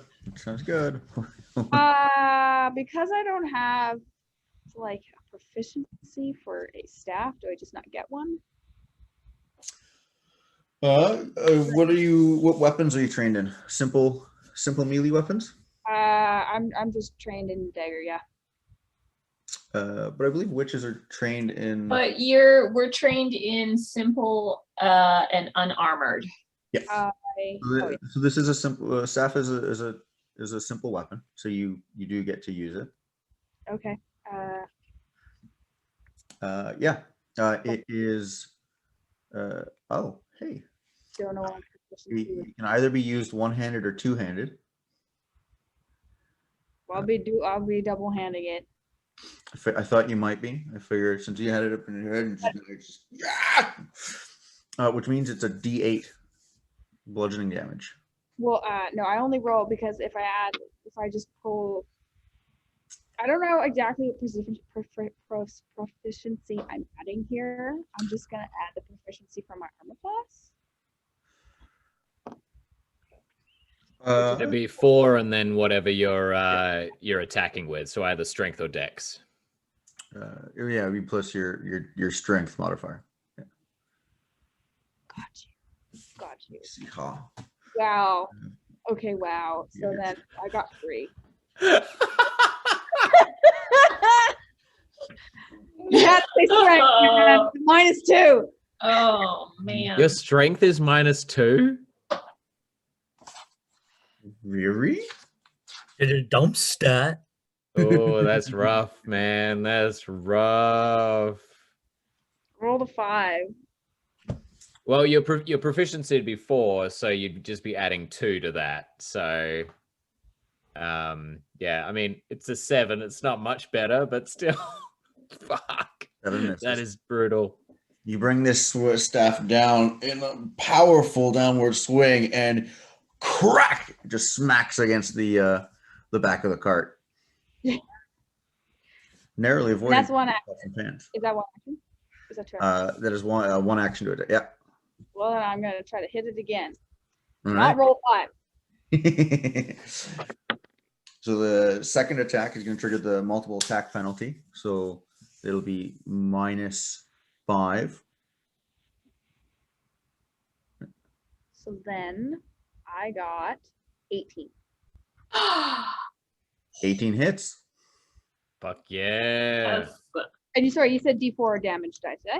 D8, using it two-handed. D8. It's a mighty piece of wood. Be something good. Yeah, I got an 8. Ah.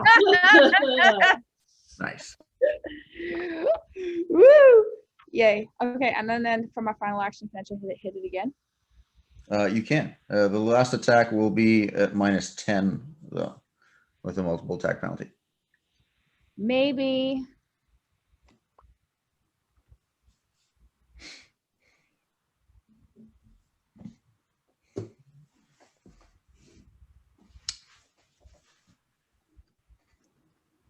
I will actually jump off the cart. Can I do that with one action?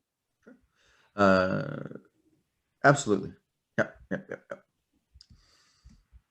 Yeah, you come down with a stick. The cart so that I'm like sort of like back to back with Persephone, or like in the vicinity of. Yeah, you could jump off on the same side Persephone's on. Back to back. Cool. Yeah, man. Yeah. Got this. Back to hip. Pretty much. Yeah. Head to backside. Head to upper calf.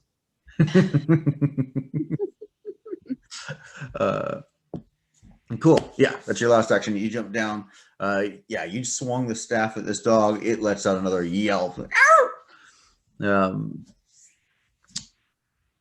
this one's not happy. Now after your turn, it is in fact the dog's turn.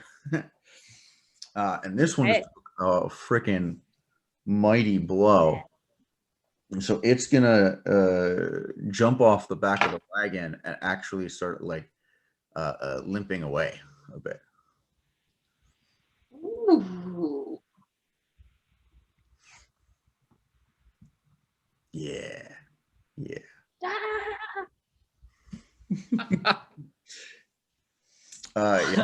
that one's away. Back up to the top of the order. It's that the leader's turn. That pack animal dog, and it's going to like bark and like growl at the one walking away, and it's trying, and it basically is ordering it to not, where the fuck are you going? So that one stops, But then it's going to lunge in at you again, Persephone. And that's natural 20 on its bite attack. Yep. What's gonna hurt?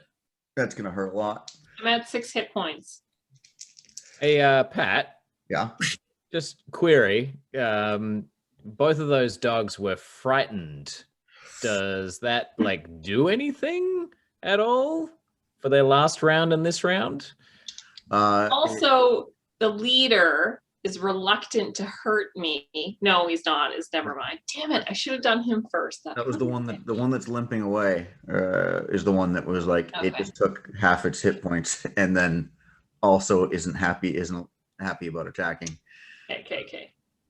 They were frightened of Astrid, which is a negative negative to your rolls and DCs based on the value. Right. So I mean, the natural 20 would still end up being 27 total. Bye, guys. Wow, shit.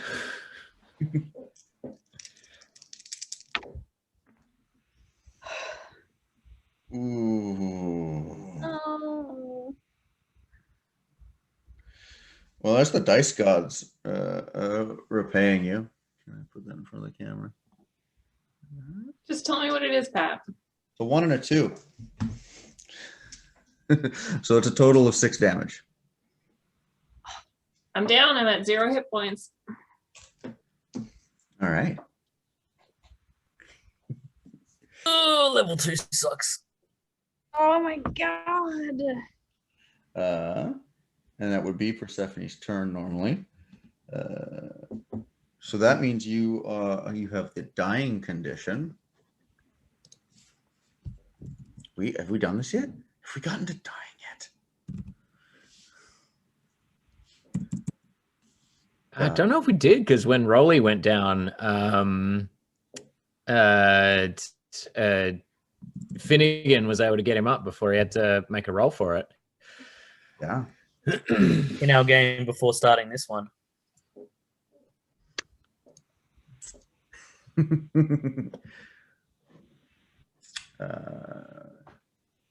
Yes, the dying condition. You are bleeding out, or otherwise at death's door. Well, you have this condition. You are unconscious. So you are at dying 1. At the start of your turn, you make a recovery check.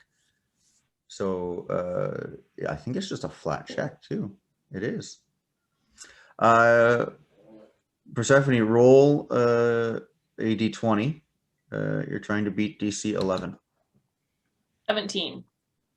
All right. Hot dice. Keep them coming. Does that mean she stabilizes? It does. Your dying increases by 1 if you take damage while dying 2. You stabilize, you lose the dying condition, but gain the wounded condition. So you're now wounded 1. But you're at 0 hit points and unconscious.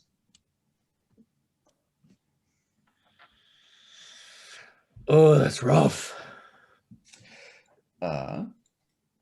And that takes us down to the next dog. The one that was hit by lightning.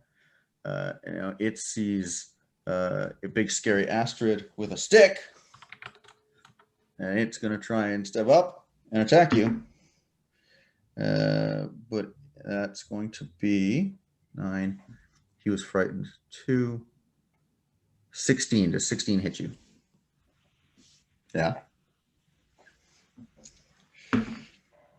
4 damage.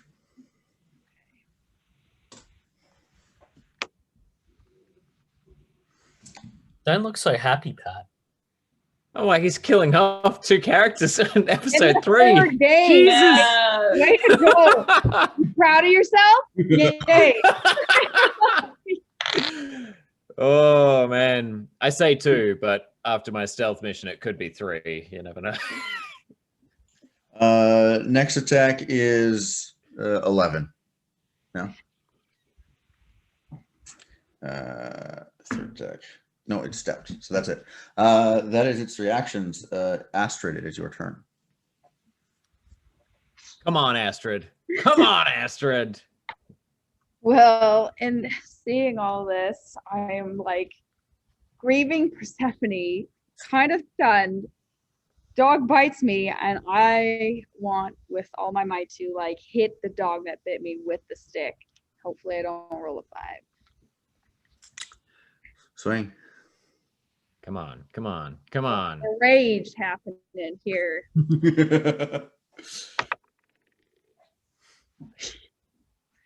Roll 20. And nat 20? Fuck yeah! Oh, Yes! Yeah, crazy halfling in the house. God. I mean, that's only 24, but yeah. Woo! Roll it. Natural 20. D8. Definitely. Those are- D8, so 2D8, or you can double the result. What do you mean? 2D8? Critical hits are double, so it's either roll 1 dice and double it, or you can roll 2 dice if you would prefer. Got you. I would like to roll 2 dice, please. Okay. The first one was a 3. And the second one was a 5. So 8 damage total. 8 damage total. Yeah, you in your fury take this stick, you swing it around roundhouse style, crack, clobbering this freaking Doblin god in the side of the head. You hear a sickening crunch, and the dog goes and falls over flat. Yay! There's Is that the foot? That's the first kill of the campaign. Yay! That is Fucking first blood. Astrid.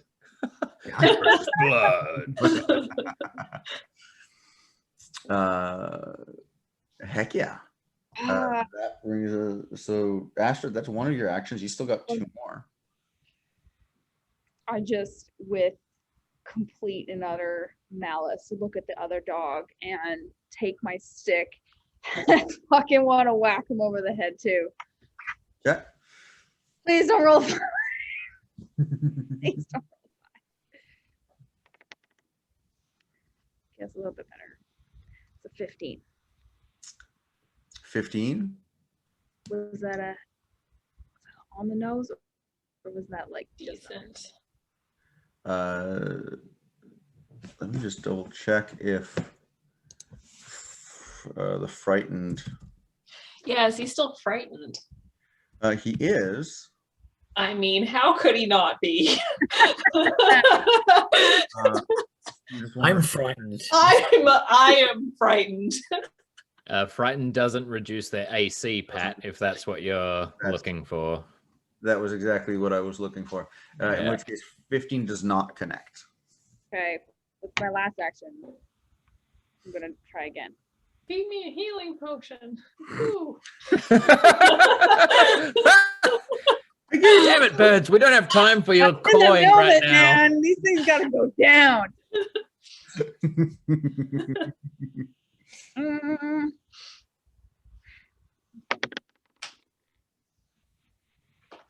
22.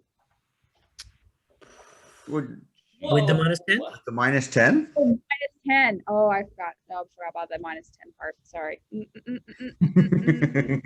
Okay. 14. So it's just under again. So no. Yeah. So now I just missed this dog twice. It's fine.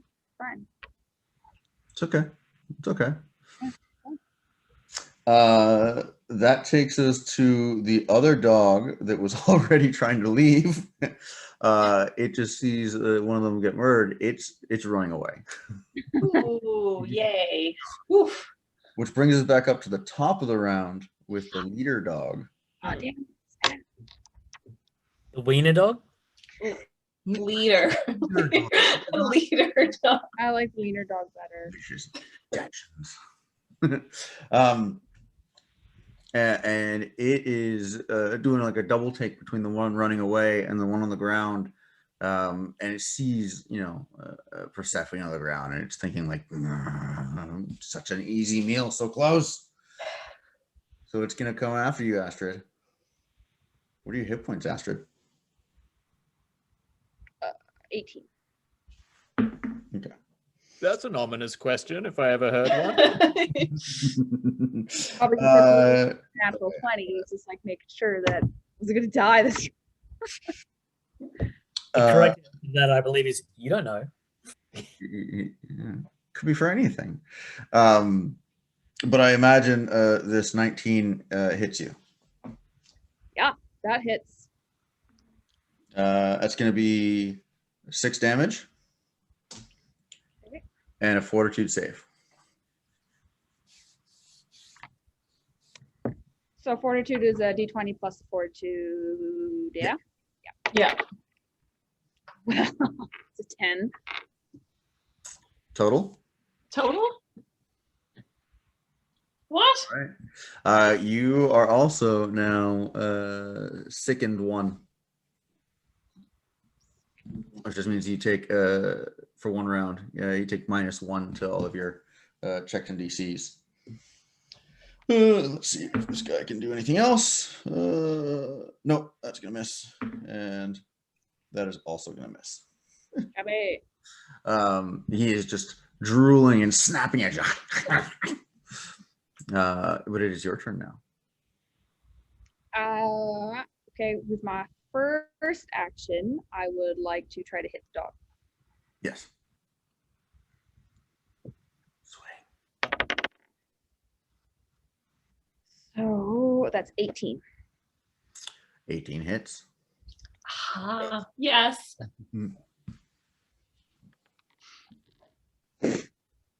1 damage.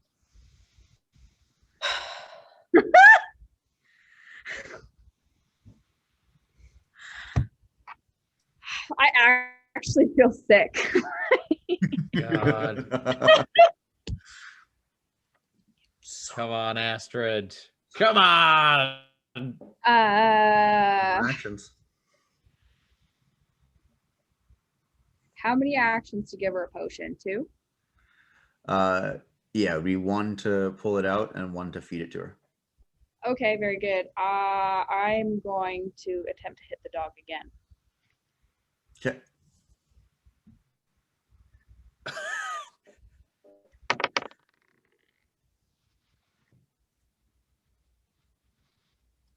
Is it a 1? It's a 3. So it's like -7. Oh, God. Yeah. And for your final action? I would like to hold the stick up as a shield, if I can. Absolutely. Like cross-sticking, like cross-body type, like holding, embracing. Yeah. Sure. That's it. All right. That dog ran away. That leader, you just hit it. Oh man, it's getting so Can Atticus do something? Although I'm not alive to close. tell him to do something. Atticus and Technique and Desmond, they get their own initiative, don't they? I was gonna ask you that, and same with the horse if they got their own initiative, but it's okay. We're here. We're here now. We're here. Yeah, we'll look that up at some point. Yeah, he's into it. Oh Jesus. Okay. The 12 isn't gonna hit you. No. Oh my God. Yeah. No. Well.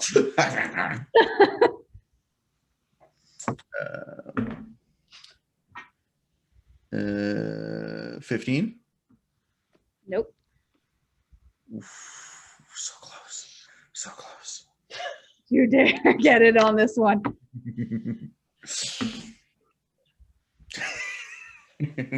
That's like your last roll. I think it's -2. Thank God. All right. This thing is ferocious. It's in your face. It's hounding you. It is your turn again. My turn. again. Sorry, not that I want to, but isn't it supposed to be that like when it comes to me, I'm like attempting a So- not dying roll? You succeeded the first roll, and so you Yeah. stabilize at 0. You don't have to keep Okay. it anymore. Oh, right. Sorry, my bad. Excellent. Yeah, as soon as you lost the dying condition and you just became wounded, Okay. you basically are you're unconscious until you get a full night's rest Okay. or somebody feeds you some healing. Cool. Perfect. Thank you for clarifying, Patrick. Of course. Yeah, for my first 2 actions, I'll give Persephone a healing potion. Okay. And then for my last action, I would like to hit the dog.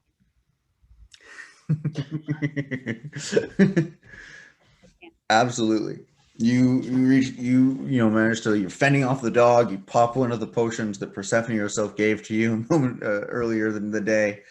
You bend down, feed it to her, pour it in her mouth. And Persephone heals. Is it 1d8? Persephone, your healing potions.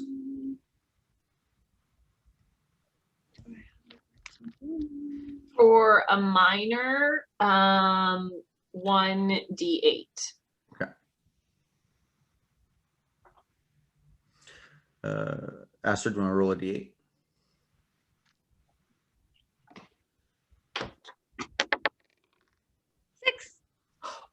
Ooh, yay. Nicely done. Nicely done. And then roll for an attack on that dog. Come on, Astrid. Another natural 20. But Yeah. at this point, would it be -10 though? I hate asking this question, but like. No, because you haven't attacked. It only, it's the multiple attack penalty triggers when you attack a second, third, or more times in a round. Like within your round. Yeah. Yeah. No. Or turn, within your turn. Yes. Pardon me. Yeah, it's only the attacks you actually do, not which action you use to attack. Crazy halfling. Okay, so I'm gonna roll for some damage. Roll the damage. Rolling the damage. It's only a 2. God damn it.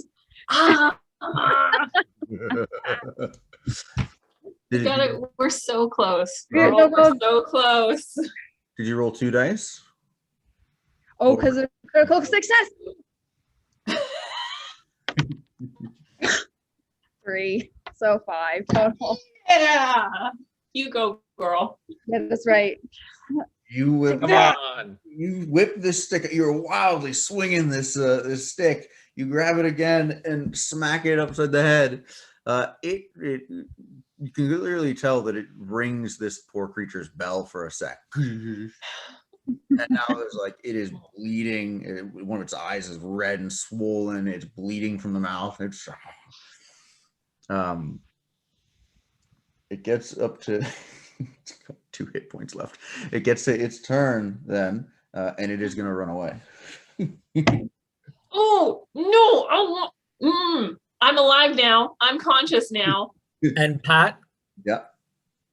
when you hit dying 1, you immediately move your initiative position to directly before the turn you were reduced to 0 HP. Does that mean Persephone immediately moves to directly before the dog that attacked Dog her? that attacked her. Yeah, which means that Persephone would go before. That is a good point. Persephone, you are conscious. You are lying on the ground. You're Ooh, welcome. yes, yes, yes. I go, hello, and I produce flame.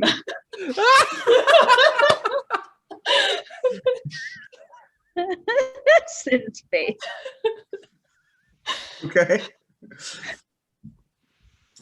Is this an attack roll or You a know, like when someone wakes you up and you like accidentally like hit them like that. Oh, I love it. It's great. It is an attack. Roll it. Attack against your target's AC. It's normally a it can be used as either range or melee. Fucking drop the hammer, girl. Oh god. Yeah. And it is cantrip 1. So I believe cantrips are automatic. No. Oh! No. I swear to God.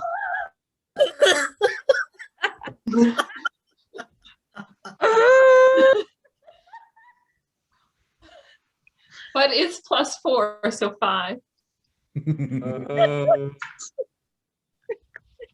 Oh. Yeah. So you were woken. You were fed this potion. You come to bolt upright. And, hello, and launch flames, but you're facing the cart, not the dog. Oh my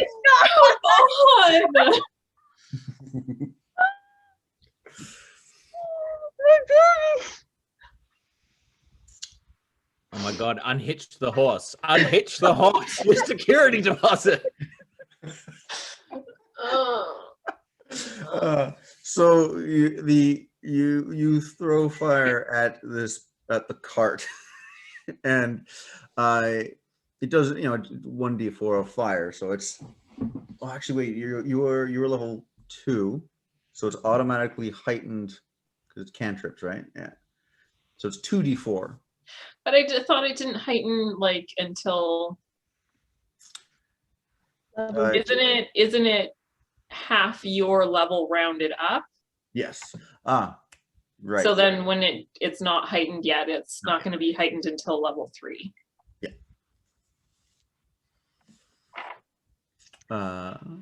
So now the cart is a little bit on fire. A little bit. And it's the dog's turn, and the dog sees this and definitely runs away. And make another attack on the dog. Are we out of initiative? And can I just limps away is more like it. This poor goblin. Oh yeah, because you only had 1 attack, right? You still yeah, because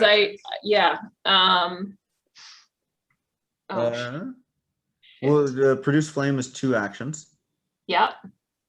Is she and- explode? Oh, and blue face is explode. cantrip, so it wouldn't be 1. No, it's somatic and verbal 2 actions. I'm going to cast Wildling Word on the dog that's limping away. It's 1 action. I believe it's a save on that one. Yeah, will.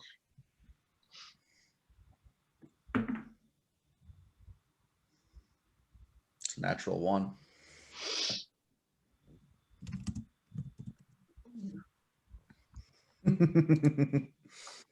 That poor animal is terrified. Yeah. Yeah.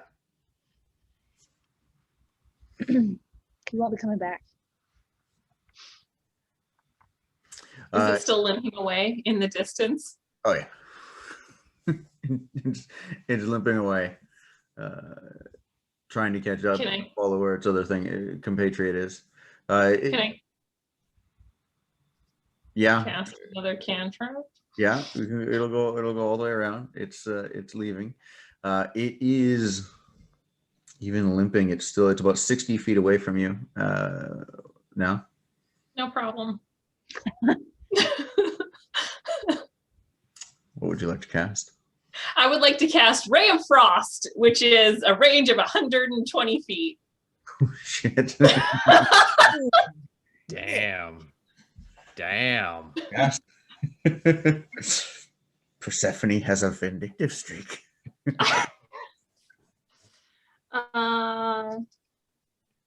Yeah, you blast an icy ray, a straight up spell attack roll. 12 plus, hold on, 8. Yes? Yeah. Yeah. Awesome. That 20 total? Yeah. That hits. Yeah, so I take from where I'm lying on the ground, dirty, a little bit sick, dry heaving. I take a dried rose petal from my hair and I crinkle it so it looks like snow is falling, and then I like push it out with my hand, and then the blast of icy frost Nice. zooms out. Roll damage. Okay, and then because I'm sickened. It doesn't affect damage. Okay.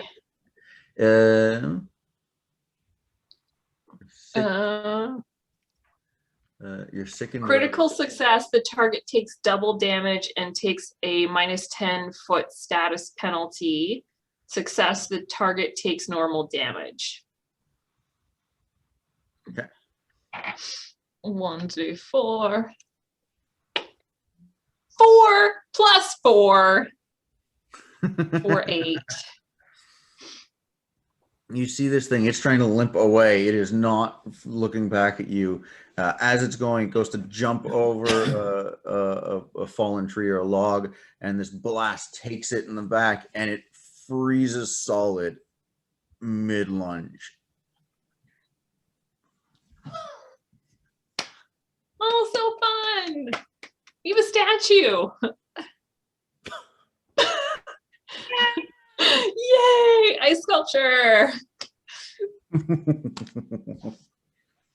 Then I realized my card's on fire.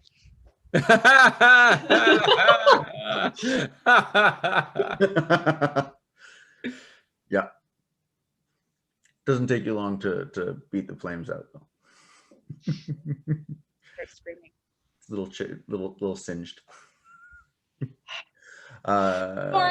Sorry about your cart. I'm so sorry. This normally does not happen camping.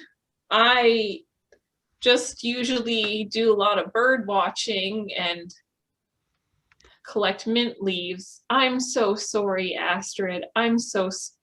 You can leave. I am not going anywhere alone. I'm staying right here, and I am so glad you hit the cart instead of me because it was very close. But I'm so sorry that I couldn't get to you sooner. I got so upset there when I saw you fall to the ground. I thought I'd lost you. Thank goodness you gave me that health potion. Man. Did you like beat all those dogs off by yourself? That's amazing.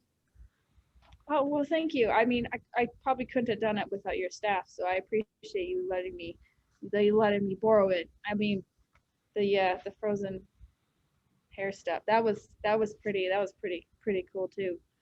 Well, thanks, but I probably wouldn't be alive if it wasn't for you right now. I can say the same to you. So, I think we should pack it in and just call it a night. What do you think? Yeah. And I use the cart to help me stand up, and as I do, I catch a whiff of like dead goblin dog, and I go on the side of the cart. I dry heave. Nice. Yeah. Can I get a fortitude? Or I'm sickened am I still sickened? You're sickened for the rest of the day. For a day. For the rest of the day. Okay, but I don't have to do a fortitude save. No. Okay. And I'm also wounded 1. Yeah. Am I still that? And what does that mean? You will remain wounded 1 until you sleep for 8 hours or perform the treat wounds activity, 10-minute activity. Okay. I'm going to so I like still vomit on myself and stand up from the cart, and immediately after upchucking on myself, I reach over to Astrid and I cast heal, the 3 action healing. Nice. And that is how many? 1d8, I believe. Ooh, yay. And I roll for both of us. Yeah? Oh, no. I'll be right back.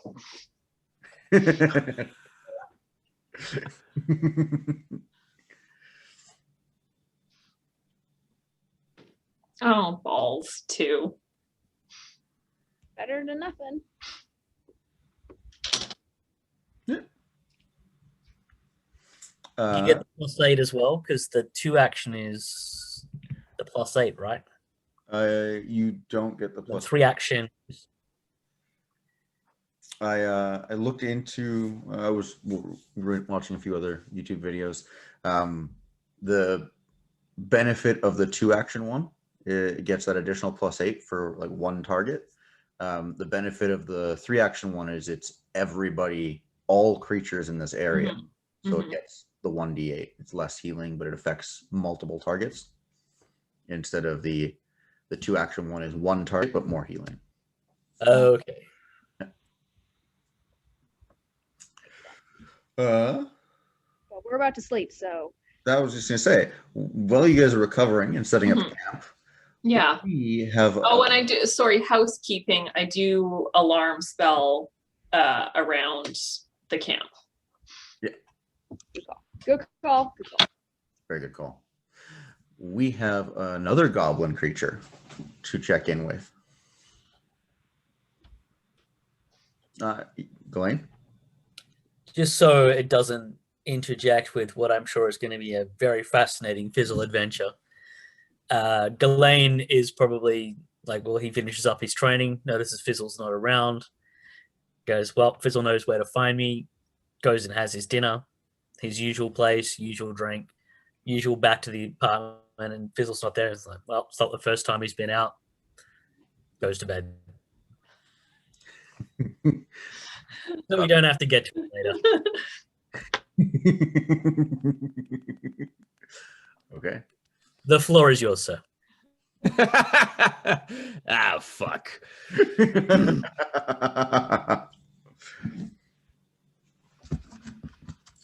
Indeed. It is, yeah, a little later in the evening than we just left the ladies. We are back to approaching the Royal Mile, jumping across rooftops.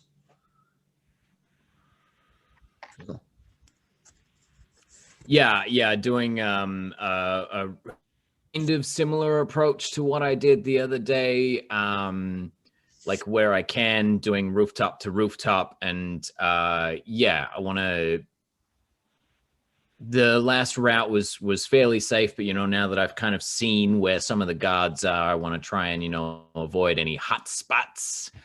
Yeah.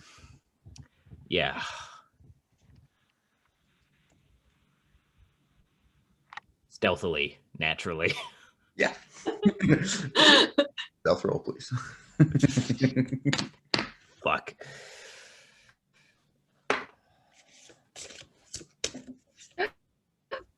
Hammer time, bitches! So that is going to be 28. Nice. All right. Oof. Yeah, you easily follow your previous route. You make your way sneaky back to the manor house that you are supposed to infiltrate. You get to that same perch you were on last time, and you wait. And you get the same guards as last night, doing very similar routes.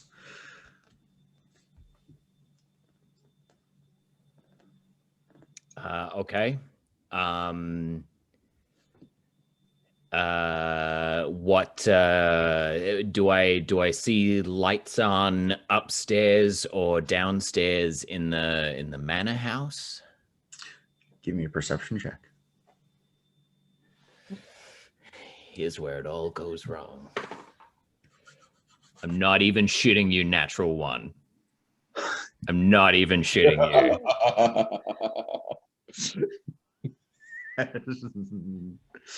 Oh, you're so silent. I was like so scared about using the Eldritch Foundry dice because when I've used it previously, it's either really good or really bad. And you know what? It's going to be great storytelling. Go for that, Pat. Peering at the house. You can see it's still early evening. There are some lights on in some of the rooms.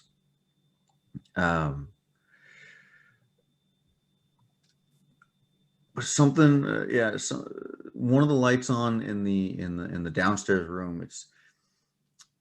It's a lot brighter than it was the last night you were here, and it's something's just nagging you at the back of your head. It's like it's hard to look right at it in some way, shape, or form.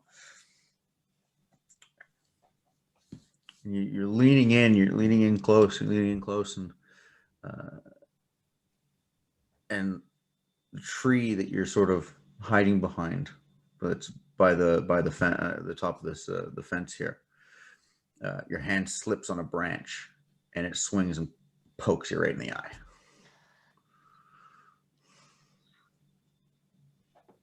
Ah, fucking son of a bitch. God damn it. Just like grab my necklace. Okay. Yeah, fine. I probably deserve that.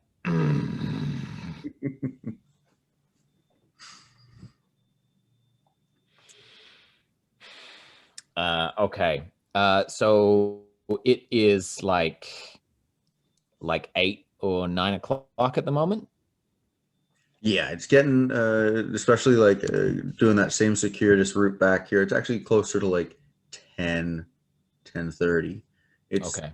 pretty dark out. It's full night now. But it's still early enough in the evening that there's, like, even on the way here, there were still decent patrols throughout the Royal Mile.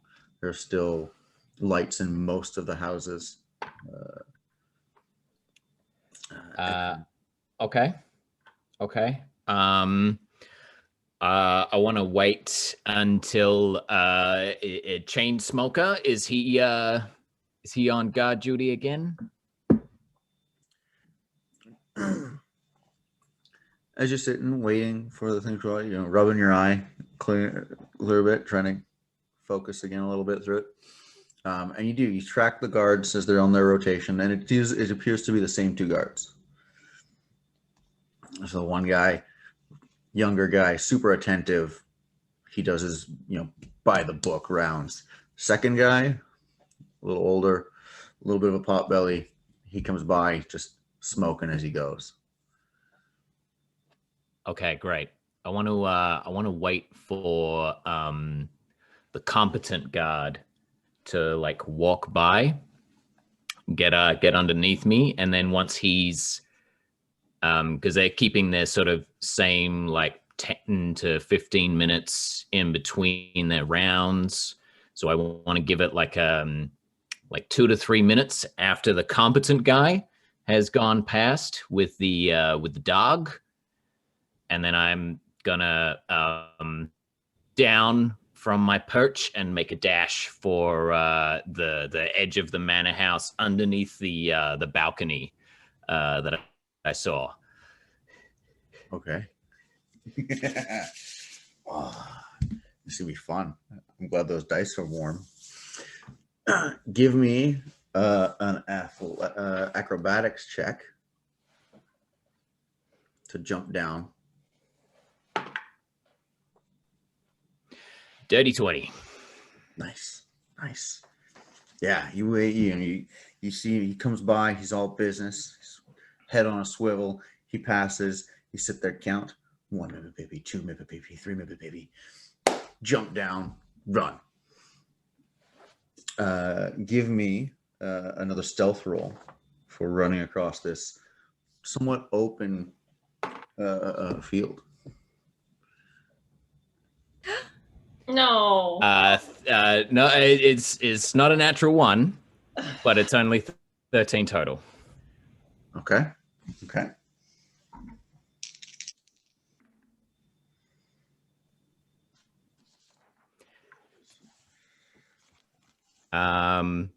This may be a good opportunity to bring up the fact that I do have the very sneaky goblin feat,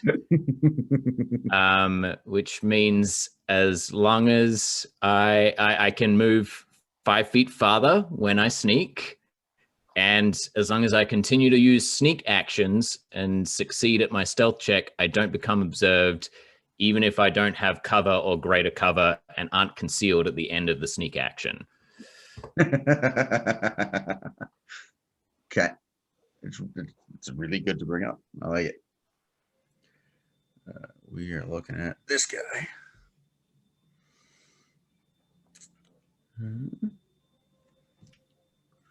Oof.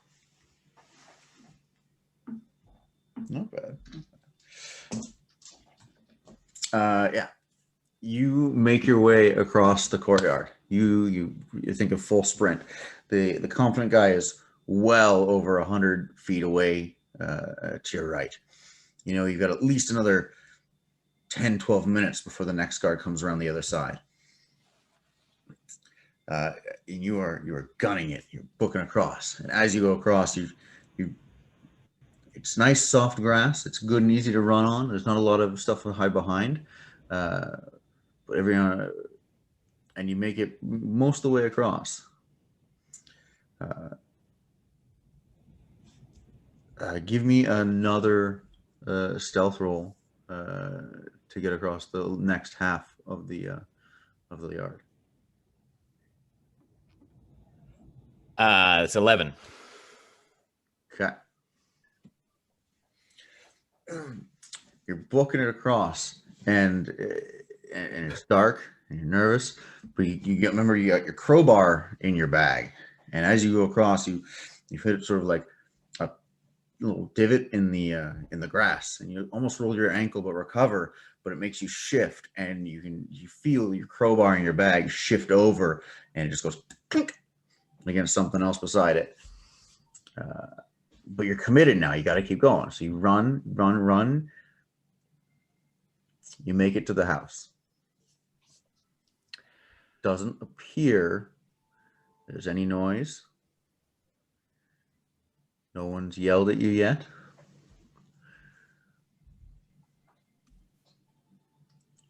Take a quick. Sorry, what was that? Take a quick peek around. The confident guard is gone, blocked by the house now. Seems still.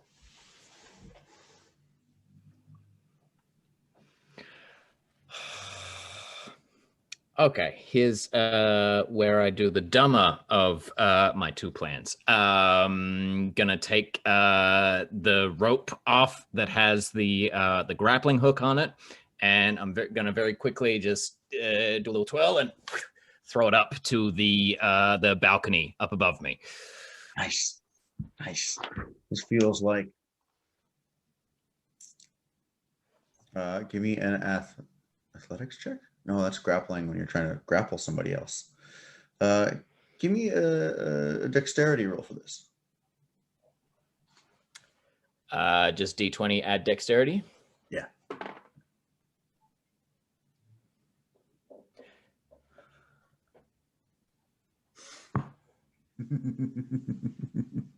We'll put that dice to the side, and we're not going to use that dice for any this stealth mission. Nice, Jill. You take your look, run around. You use your nice, your big goblin ears. You listen. You think it's clear. You pull out. You got to do this part quick. This is the dangerous part. You twirl your thing. You throw it. You're aiming for that balcony up top, and it looks good. It looks good, and then it just drops and it cracks off the railing of the balcony, and you just hear clunk. And then it falls back behind you. Okay. I take the bag of pepper. Just gonna spill it down on the ground all around where I am, and then fuck, shit. I gotta try again. Okay. Make another dexterity check. Fucking hell. Oh man, that's a 12. Not adding proficiency to this, I'm just adding dex. Just dex at the moment. Yeah, 12. You're not proficient at grappling hooks yet.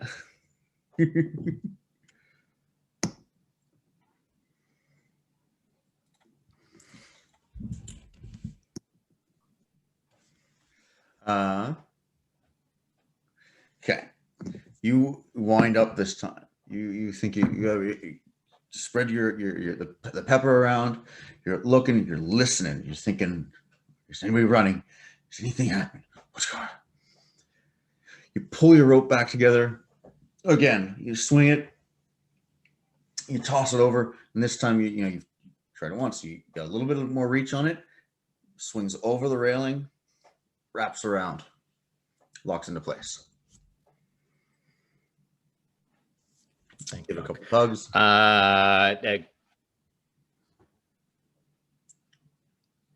Great. Climbing. Climb.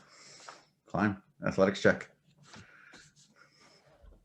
Oh, fuck, that's good. Okay, 23. Yeah. Climbing is something you do regularly. Climbing you're good at. Yeah. Hand over hand. Freaking not barely even using the feet. Up, over the railing. You're on the top. Okay. Yeah.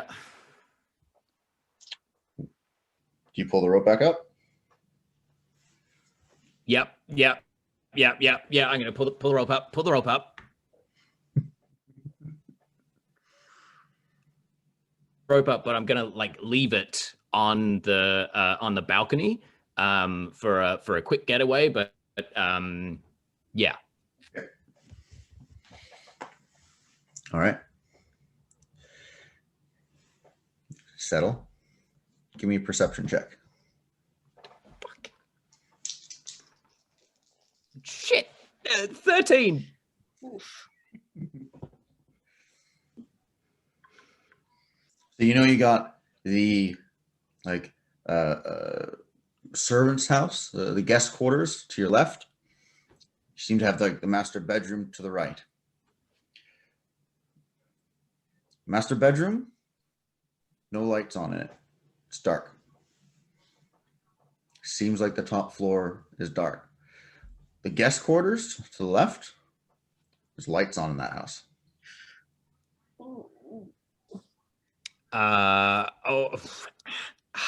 Okay, so just quickly, last night when I was here, I saw lights on in the master bedroom, and I kind of got an idea that the office was off the master bedroom. Yeah. Okay. Great. If there's a door or a window to the master bedroom, I'm gonna try it, see if it's locked. Okay. It is. Okay. I'm gonna take a flask of oil out of my bandolier, just kind of pull the cork out, and then I'm just gonna splash some oil on the bottom hinge, and then just be like, "Shit, it's too fucking tall. Why did I? God damn it!" And then I'm gonna jump and try and splash some oil on the top hinge. Okay. Give me you're gonna love dexterity rolls by the end of this. Give me a dexterity roll. Let's see. 11. Okay, good. Yeah, you managed to you jump, you splash it. It takes a bit, and you get oil sort of everywhere, all over the window, the door. Yeah. Yep. But you get oil on the hinges. Okay, great. And you don't splash oil on yourself. Great. And then I'll cock the oil back, put it in there, just sort of wipe my hands, and then very carefully get my thieves' tools out, and then I'm going to try and pick the lock to the master bedroom. Okay. I love it. Give me a thievery check. Almost really good. 18. 18. So you pull out your picks, you get them in the door, moving one tumbler, moving a second tumbler. How many is this one going to be? What kind of person is this? They got a nice lock? How difficult is it? And just as you're worrying about it, overthinking it, click. It rotates. Replace my my picks, just sort of touch. Thank you. Very gingerly open the door. Here's what it doesn't do. Because you oiled it. Yeah. Okay. And then just going to slowly close it behind me. And just going to take a look around, see if I can see a door to the office. Give me a perception check. 14. You got dark vision stuff too, right? Yeah, dark vision. Yeah, dark. Yeah, so it's dark in here. Give me another stealth check as well. Now that we're in the building. 26. Wow. Okay. You get in, your eyes immediately adjust to the dim light. Get the door closed. Almost silently. It's a nice room. All windows against two whole walls. Other two, looks like there's three doors. One is ajar, it's open, it leads out to the hallway. There's another door. There's two more doors. That's so there's of the square. We got two walls of windows, and then a door leading to the hallway, and two more doors here. So basically straight across from you. Okay. Knowing the orientation, neither one of them is likely to lead into the guest quarters, right? Because they were on the other side of the balcony. Yeah, all on the other side of the balcony. Yeah. I'm going to go up to the door that is closest to the door leading out to the hallway. Okay.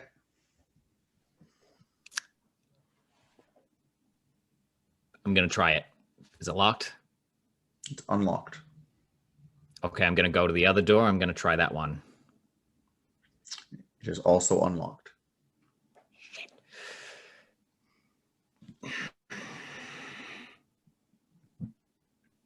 I'm going to try the first one. I'm going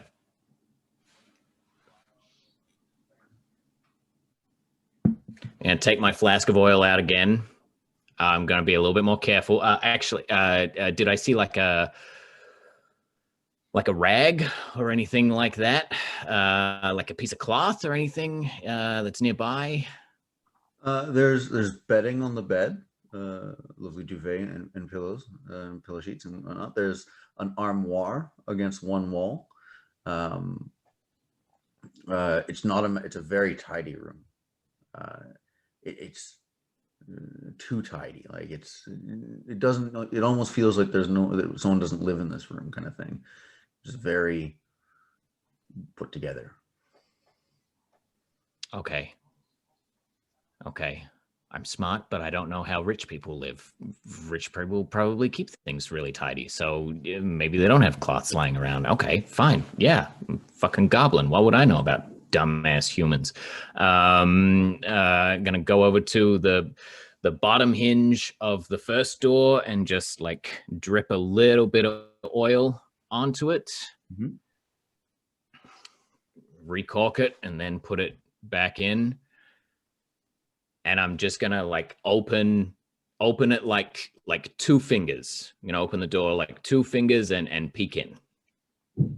Okay. Give me a perception check.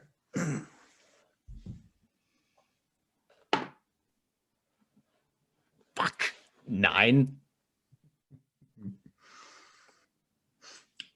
This is the first door, right? This is, Yeah, the one closest to the door that goes to the hallway.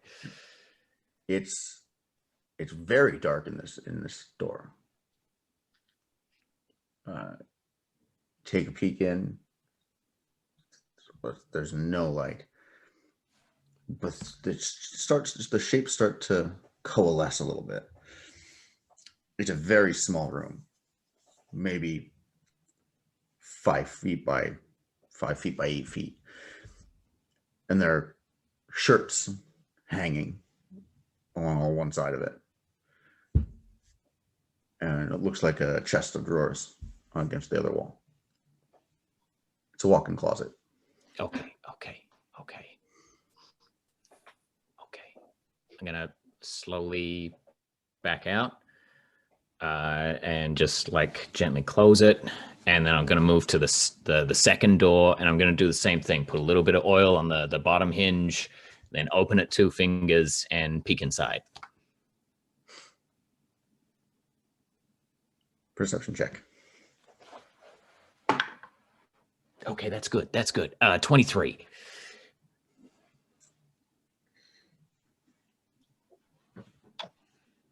You open the door, it's just a touch. Take a look in.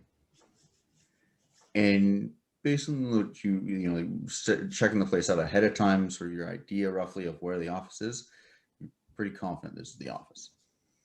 It's dark inside as well. Okay. Just you're opening the door.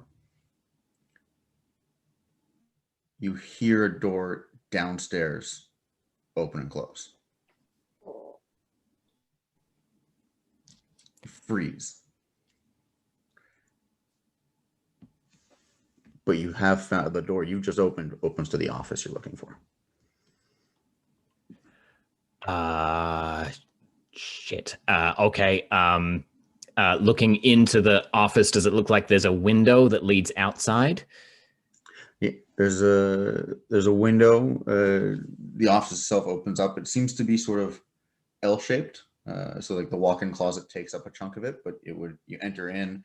There's windows all along, effectively to your right. It's like the windows from the master bedroom sort of continue along that side. And it does look like one of the windows does open. Okay. I'm going to go into the office and close the door. I'm going to take out the fucking metal file that I took off of Keith the Thirst that we rustled at the guard station, and I'm going to like put it most of the way into the keyhole. Not all the way, just most of the way. Then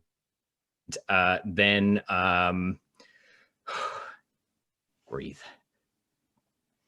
Then I'm going to make my way over to the desk. Okay. As you get to the desk, you see the room opens up to the left again. So when you get past the space taken up by the walk-in closet for the master bedroom, then you can see the door to the office leads out into the hallway, and it's also open like the bedroom door was. And as you get around, the hallway seems to open up into it's open on one side and looks down into potentially another room of the lower floor. but you see a light turn on that lower floor. Okay, I'm gonna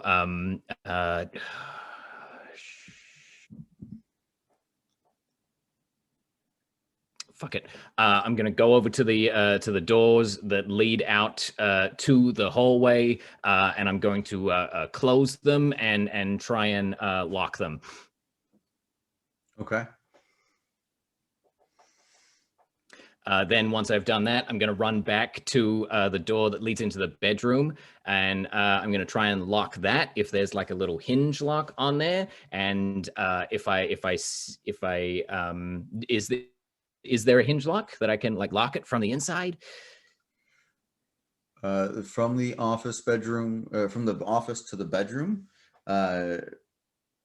there's yeah, it's just like a simple lock, like you'd see on some other, like the doorknob lock where it pushes in. Yeah.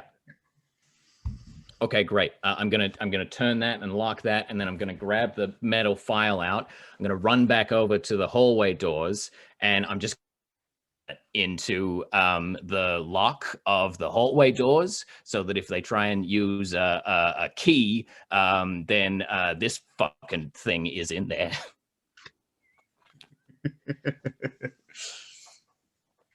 Okay.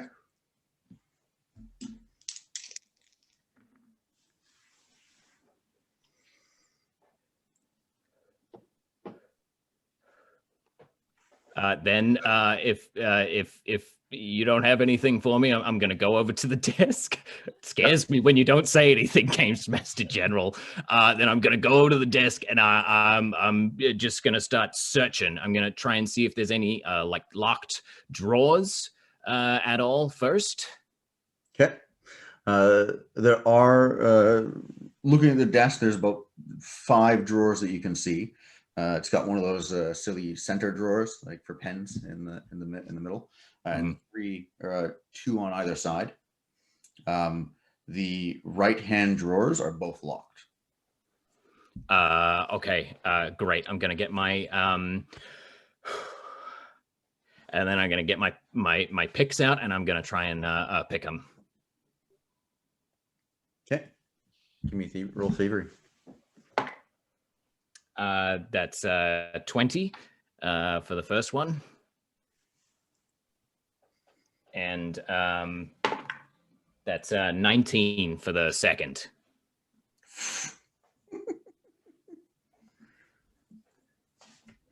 Okay. You're nervous. You're sweating. You're figuring out. Your hands they're almost shaking. It's so exciting. You're actually here. You're actually doing this. All your training has paid off on these locks. These locks just click, open, click, open. Okay, great. Once they're both open, I'm gonna just pull the top one open and see what's inside. The top drawer has a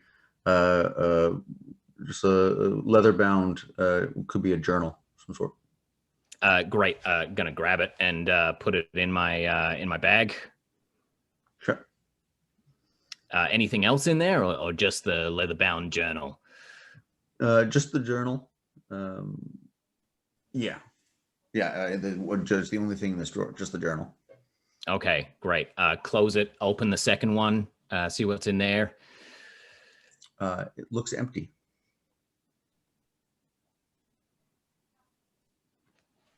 Gonna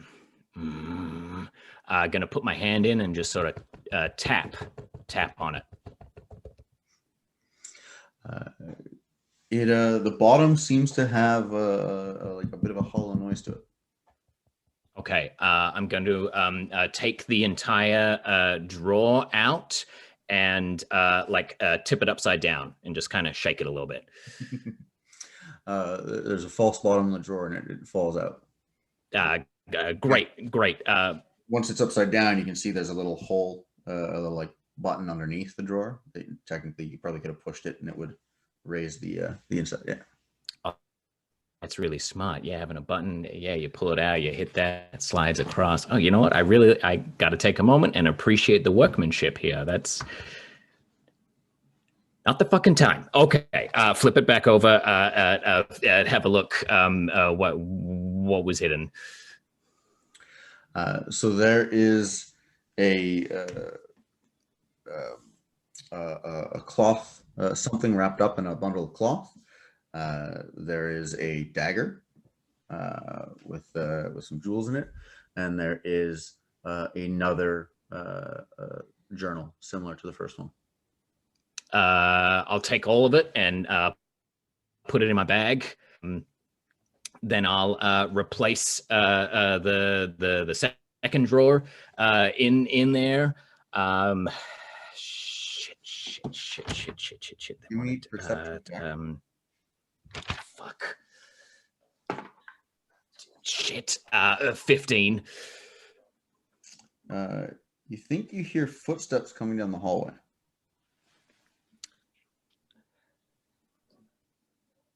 Okay, I'm gonna take 2 smoke pots, and I'm gonna throw them over towards where the hallway door is, and I'm gonna shout out, "Fire! Fire! Oh my God!" And then run to the bedroom door, unlock it, and make my way out to the balcony. Okay. Roll me a deception check. Okay. That not bad. 16.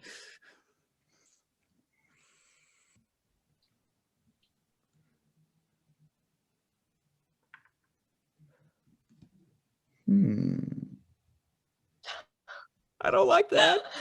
Oh God, I love the power of a good pause. As you're running through the bedroom, you hear somebody banging on the office door to try and get in. The bedroom door is also still open to the hallway. Great. I'm gonna as I'm out the balcony door, I'm gonna toss a smoke my last one towards the bedroom door, so it lands in the doorway, and smoke starts like coming from there too. Okay.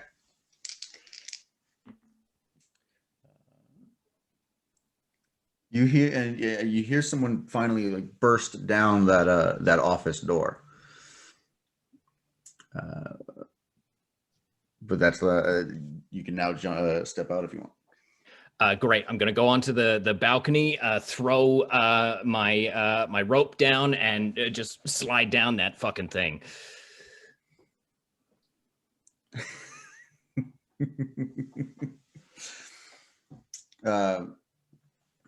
You toss the rope over. You jump up on the balcony, sliding down, and you are sliding down the rope when you notice Chainsmoker is maybe 40 feet away from you, sort of heading towards the house.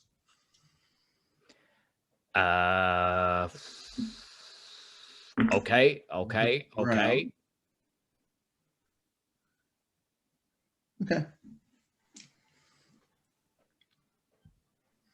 As soon as you hit the ground, someone inside the house is yelling, theft! Somebody, there's been a thief.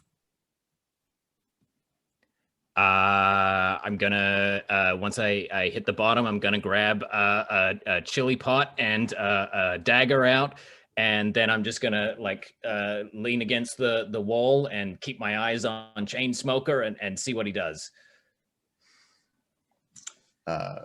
When someone starts yelling out the theft, he starts heading towards the front of the front door of the house. So he's gonna cross. He's gonna where you are tucked against the wall, he's going to pass within 10 feet of you if he doesn't see you. I'm gonna try and hide. Give me a stealth check. Be the shadow. Be the shadow. On good dice. Come Big on. shadow thoughts. Oh, no. It's a 14. Okay. Okay.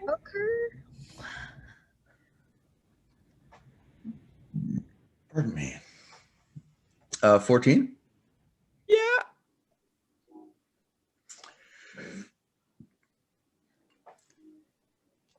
As he gets right level with you and is just about to pass you,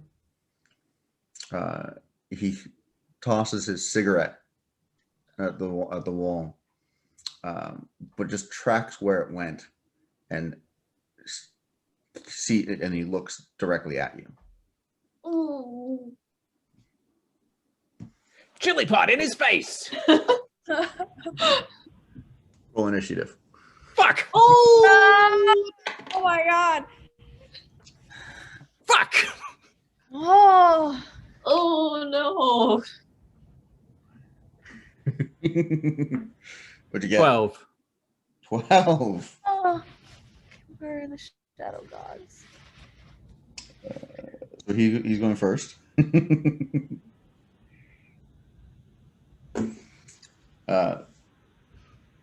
He sees you stunned for like a half second. Thief! Yells. Draws out his sword. He's got a short sword by his arm on his hip. And he takes a couple steps towards you. Sword out. Drop it. Surrender. Oh. That's his turn. Is it on me? That's you. Okay, great. Chili pot in his face. Roll. It's a reflex save Oh, on right. him. Has to beat a 17.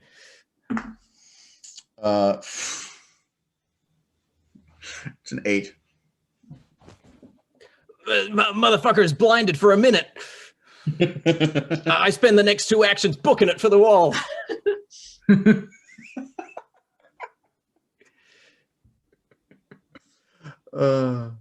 50 feet in total. 50 feet. So it's it'll take your next turn. So you go 50. He's screaming, grabbing at his eyes. Ah!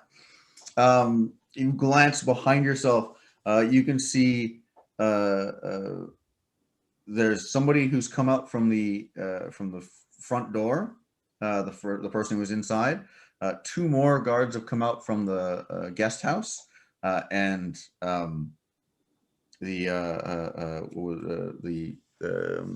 younger good at his job guard is coming is running around the side of the house and clocks you as you're doing a full sprint towards the wall, and he is sprinting and the dog he releases the dog he has, and they're both coming after you. Okay. Yeah, he's got so full sprint for both of them. They get within about 30 feet of you. The dog's maybe 10 feet away from you. Okay. Now it's your turn. Okay. How far away is the wall? The wall is another 50 feet. Both actions, dashing towards the wall, and then I want to climb the wall. All right. Climb. It's an athletics check. Please. Fuck. That's only a 10. A 10.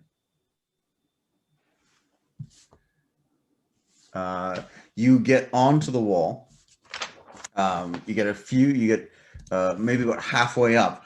This side of the wall is just a lot. smoother than the outside of the wall was. This is just better taken care of on over here, and it's hard in your panic and your rush. It's hard to find a good foothold, so you only get halfway up. Okay. Back to the guards and the dog. One guy is still wiping his face off. All the other guards see the one guy and the dog running towards you, and they're trailing, but they're going to take some time to get to you.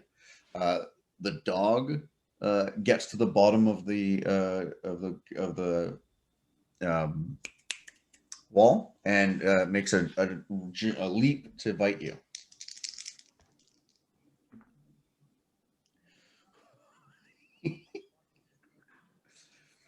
It rocked around the 20 for like 2-3 turns, and then 15 to hit. I think even with being flat-footed climbing, my AC is 16. Oh. Oh.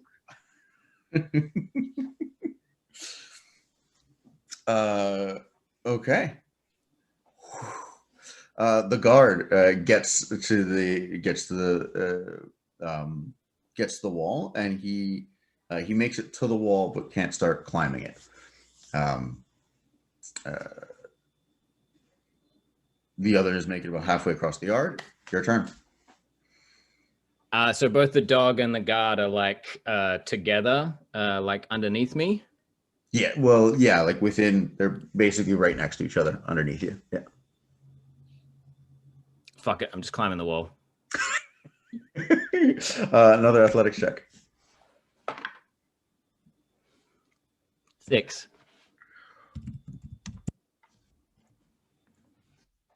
Total? Like I will spend all 3 actions climbing the wall if that helps, but yeah, that's still a 6.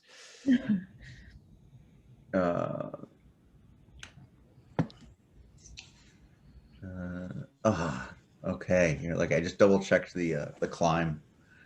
You don't fall unless it's a critical failure. Oof. Okay. Up, down, across. So you don't for at least for the first action, you don't make any headway. Okay. Another climb check. Okay. Another athletics check. Action. Yeah. Fucking natural 20. Yeah, there we go. Oh, me. Yeah. You see the dog snapping under at your heels, and you friggin' rocket to the top of that fence. Oh. Great. Just gonna take my route. Just gonna start getting the fuck out of there. Copy that. Let's see if this guard can make it up the wall.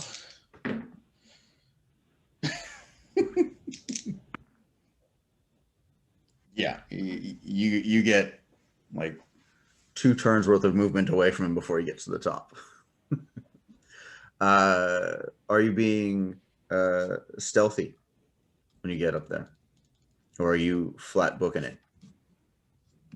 I'm gonna fucking flat book it another turn, and then I want to try and hide at. Okay. Give me a stealth check.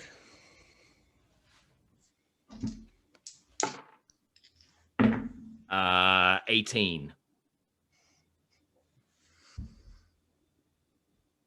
Okay. You take your route. You zig. You zag. You get around. You avoid. There's suddenly a house in front of you that has all its lights on now that didn't earlier. So you have to detour again. But you find a little. Eventually, find a darker space. There's a tree close by. You think you're able to hide. You wait. 5 minutes goes by. About 10 minutes. And you can see some guard, the competent guy and another 2 more guards. They're on the top of the fence, They're about a house and a half away from you, and they're just trying to follow the top of the fence. They're just looking around. They're not running. They're just trying to follow the fence to see which way would he go, where could it be. Okay, now that I've clocked where they are, I don't care if it takes me a different route. I just want to follow the shadows, and I want to stay as far as fucking away from them as I can. Okay. Give me one more stealth check and a perception check.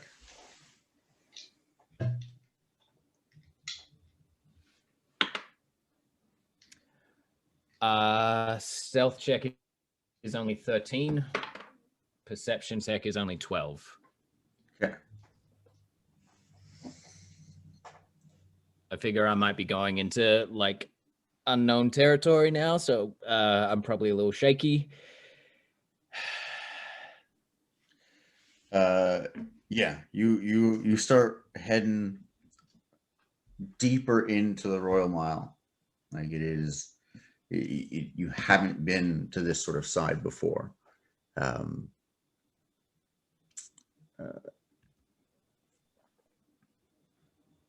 But you don't.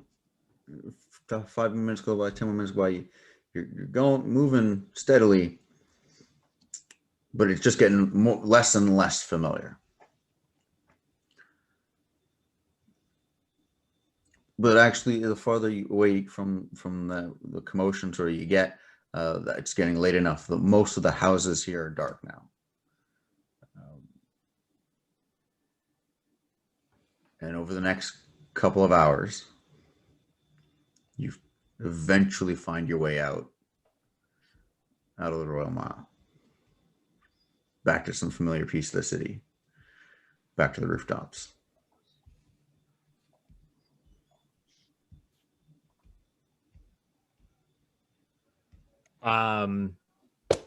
Fuck. As soon as I get back on rooftops and I'm on somewhere that I know. Fuck. Tears sort of run down the sides of Fizzle's face, and he's just like gripping his necklace, and he's kind of hyperventilating a little bit. And it's just thank you. Come on. Just put my hand down in the shadows.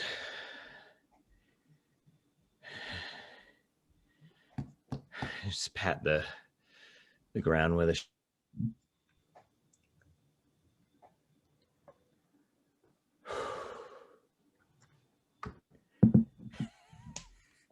and then I start laughing.